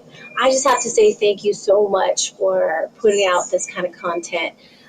First of all, your video last night with the Art of War, 2 thumbs up. If I had more thumbs, I'd give more thumbs up. It was amazing. It's exactly the type of content that I want to be watching and really what the world should be watching. So thank you for doing that. Your insight was awesome. Just want to let you know, my husband and I have been watching you since the Trump rally. That fateful day in July, we were actually there, and my husband got a bad feeling. We're packed in there like sardines, and we left, and we actually watched it on YouTube with you that night with the kids. We watched everything that actually unfolded and happened, and I've been watching you ever since, and every night I get into bed, he goes, "Is Barry on?" So I just want to say thank you so much. Everything that you guys, your family is doing, everything that you're sacrificing, I know what it is. I know the time, and the thing cuts you off after 1 minute. We'll have Ashley see if we can make them a little bit longer, but it cuts off after 1 minute. Thank you for watching. I would love to know if you want to drop a future video. She mentioned, she didn't say her name, but she also mentioned something where she said her and her husband were in Butler for the rally, and they were packed in. She said her husband had a bad feeling. And I would love to know what it was that ticked him off, that something just wasn't right. I mean, we all have it sometimes. And like you talk to your wife, or your wife talks to her husband. Like, I don't have a good vibe about this. Something's wrong. Well, something was so off that he said, well, "Let's get out of here." So there was something, his spidey senses, that went off and said, "Hey, man, I can't have you here, honey. I don't know why. I can't figure it out." And they leave and they go home and they're like, "Oh my God, So whatever he was feeling, I don't know if he's ex-military, if he's a former cop or something, but something he saw triggered that spidey sense, and I'd love for her to tell us what that was. What's up, Fanfare Patriots? What's up, Barry? I'm submitting a video. I thought I could just upload one of my videos, but I haven't been on camera in probably about a month and a half, but I'm submitting a video to tell you about, I've got probably 8 MAGA intro videos. I mean, and I went all out on these intros, but the one I was going to upload, I just edited again.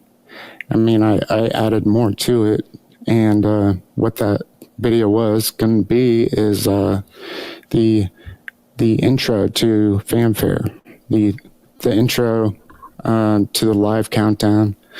I was going to post my remake of it. So, all right. His name is Cody, I believe Cody Graham. Cody, I'll hit you up on X and we'll see if we can't get some of your stuff downloaded. Just or you can email one of the mods the link so I can go ahead and just download them. But yeah, I'd love to play it. I would love to take a section like we're doing right now, where we're doing, viewer videos, where I can say, hey, here's here's a video made by Cody. Would love to have that. Now this next gentleman, his microphone, and reason I'm showing it because I want to acknowledge him and say thank you, but it doesn't sound very good, so I just clipped it very short. So hopefully if he's watching or somebody knows who he is, we can acknowledge him and then we can tell him, go ahead, upload another one. Let's listen. Hello, Fanfare. This is Eddie Davis from Idaho. Barry, why do you... See, I couldn't hear. It sounded like he said Randy. But if you guys know who this, where was it? Wait a minute, second. That went all the way back to the beginning. I don't want to go to the beginning. But if you guys know who that gentleman is, or if he's here, please, by all means, go ahead and upload a new video. Would love to hear what you have to say, and we could love to play it for everybody. If you guys would like to upload one of your own, it's not really an upload actually. Just let me cut back. It's not, you're not uploading a video. If you go here on a laptop, a tablet, I think, and a desktop, and you click the button and you got a camera, you're actually going to film a video. So it's not like Cody said, he was hoping to upload something. It's not an upload, it's an actual, you can film. You're going to film it and basically allow us to bring it in and play it. So would love to do that. If people want to upload videos, I probably can find some way on a website to do that as well. But just go here and submit, and you guys can be a part of the show. Thank you guys and lady so much for doing that. That was simply awesome. All right, so let me do super chats. And again, if anybody knows Randy, just go ahead and do another one so we can get you on. But love to have you. And I loved it. Those were the first 5 we got. Used all 5 of them. The only one that I clipped was Randy's because of the sound on it. We couldn't hear, but would love to get him back on. All right, so let me do super chats here. All right, we got the right window, and here we go. Whew. All right. Oh, hey, what do we got here? Mike Patel, thank you, brother. For one boomer to another, we old folk need to stick with him. Thank you very, very, very much. Okay, old boomers. All right, so Joshua, leaving MAGA over one disagreement is so fickle. Yep. I'm sorry. I have to agree with you. Deanne Hobbs, sick of influencers going with where they think popularity is instead of backing Trump. I'm not going to say his name. I don't know his motivations, but I'm letting you know right now I bleed MAGA red, and I'm with Trump. If people don't like it, I'm sorry. If my channel is done in 2028, I'm still good. I'm still good. Marcia Dotson, I would love to contribute to this to the flood victims in Texas. My heart goes out to them, and they are in my thoughts and prayers. Now, Marcia, just to let you know, when we give a check to Samaritan's Purse, I don't know how they use it, but I will find out if it goes to the actual victims. Sage Beauty, congratulations, Barry. Keep up the good work. I can see you easily hitting the top 10. Your show is a class act. Thank you. Thank you very much. Fazul, Dems, what's mine is mine and what's yours is mine. Oh, absolutely. They want to take everything. George Rivera, Barry is the epitome of a one-stop shop for all that is current and important. No need to go. Thank you, George. Barbara, thank you. Dave Rattan, I laugh a lot like my cranium hurts when Kamala speaks. Oh, God. Can you even imagine? Jerry King, you may have to be a boomer to really see stupid people in here. I see stupid people. Thank you. Mr. Mike, by not supporting Trump, you might as well be in the same boat as the Marxists, like cackling witch who likes to take all of your stuff right away and give it to the lazies. Yep. I mean, I would just love to people who say, not going to do it. Okay, what's your alternative? Dave Rattan, but the hetero-patriarchal rule Palestine with it. Oh, these people are so stupid. And people follow them. Doc Webb, Barry, thank you for all your common sense. It keeps me sane. I'm riding with President Trump. Yes, absolutely. Native South Florida. Okay, Barry, question. My dad is Native American, and my mom is Irish, so where do the half-breeds go? This woman is a nut. My dad would slap her silly. You're hetero, or you're hetero patriarchal? You're excluded. You can't play here. Just another knucklehead. This ICE app makes me laugh. It does tell about the location of law enforcement. Did you know that it's illegal to flash your lights at oncoming traffic to alert there's a cop ahead? Same thing. You're absolutely right. People used to blink on the highway to let you know there was a radar trap, and that's illegal. Wow, Claire, thank you very much. President Trump is our greatest president in history. Thank you. Ken Romolino, without Donald Trump, 20 million more newcomers would be flooding in this year. Haitians and Nicaraguans would be flooding our small towns, and there's nothing we could do about it. And they would probably be using your pets as appetizers. Ugh. R2 Squared, thank you. Barry, thank you for being a G. Mark Beck on everybody's shoulder. Watch Rasmussen Reports Tuesday and Thursday at 9. Mark's a good guy. Trisha, fake news equals propaganda. Influencer is emotionally driven. Barry, real facts and real news. Thank you. Thank you. Amir Nabli. Barry, when the dust settles, you'll go down in history as a guy whose support for President Trump was unwavering and real. Like I said, I've been following Trump for quite some time, all the way back in pre-college days, and reading the book, living in Connecticut, and watching what he was doing in New York City. And, it's funny, I'm going back to Connecticut tomorrow for the first time in probably 20 years. I don't know. I'd have to figure out. And I remember I've always said to you guys, there's parts in like the city of Hartford that if I drove through today are probably still ghettos. I'm gonna drive by there and take pictures so I'm gonna tell you, this was a ghetto when I was in grammar school. And I'm gonna say, look, it's still a ghetto. If they didn't tear it down and do something with it, it's still gonna be a ghetto. But we'll see. I should go by my old high school too and drive in front of it, see what it looks like. A walk down memory lane. But then Connecticut has turned into a Democratic cesspool. I mean, so bad. So very bad. I feel bad for people who stuck up there. Randall, I think the files are part of the art of war to destroy the deep state. Could be. R2 Squared, when was the last time anybody has been charged with treason? I'm going to have to look that up. Do you think that's where the Comey-Brennan investigation is going? Thoughts? See, I did talk to, when we talked to General Flynn, he said convicting somebody on treason was very, very hard. That's why you don't see a lot of people getting charged with it. Marcia Dotson, everyone makes mistakes. It's not for us to judge. I understand Pam has a huge mess. Biden administration left them. I want Congress arrest. I agree. Jerry Finnan, I love President Trump and his cabinet. I am hardcore MAGA. I thank God for President Trump. Me too. Demon of Cybertron. We had Hakeem on his knees crying, and it got wasted. Yep, it was had the boot on the neck, and here we go. We got people questioning Trump badly, and again, I just want to say it. I do not advise people to faithfully, without question, follow somebody. There's only one person that I, at this point, have that kind of faith in. What I'm saying is, human. People make mistakes, big mistakes.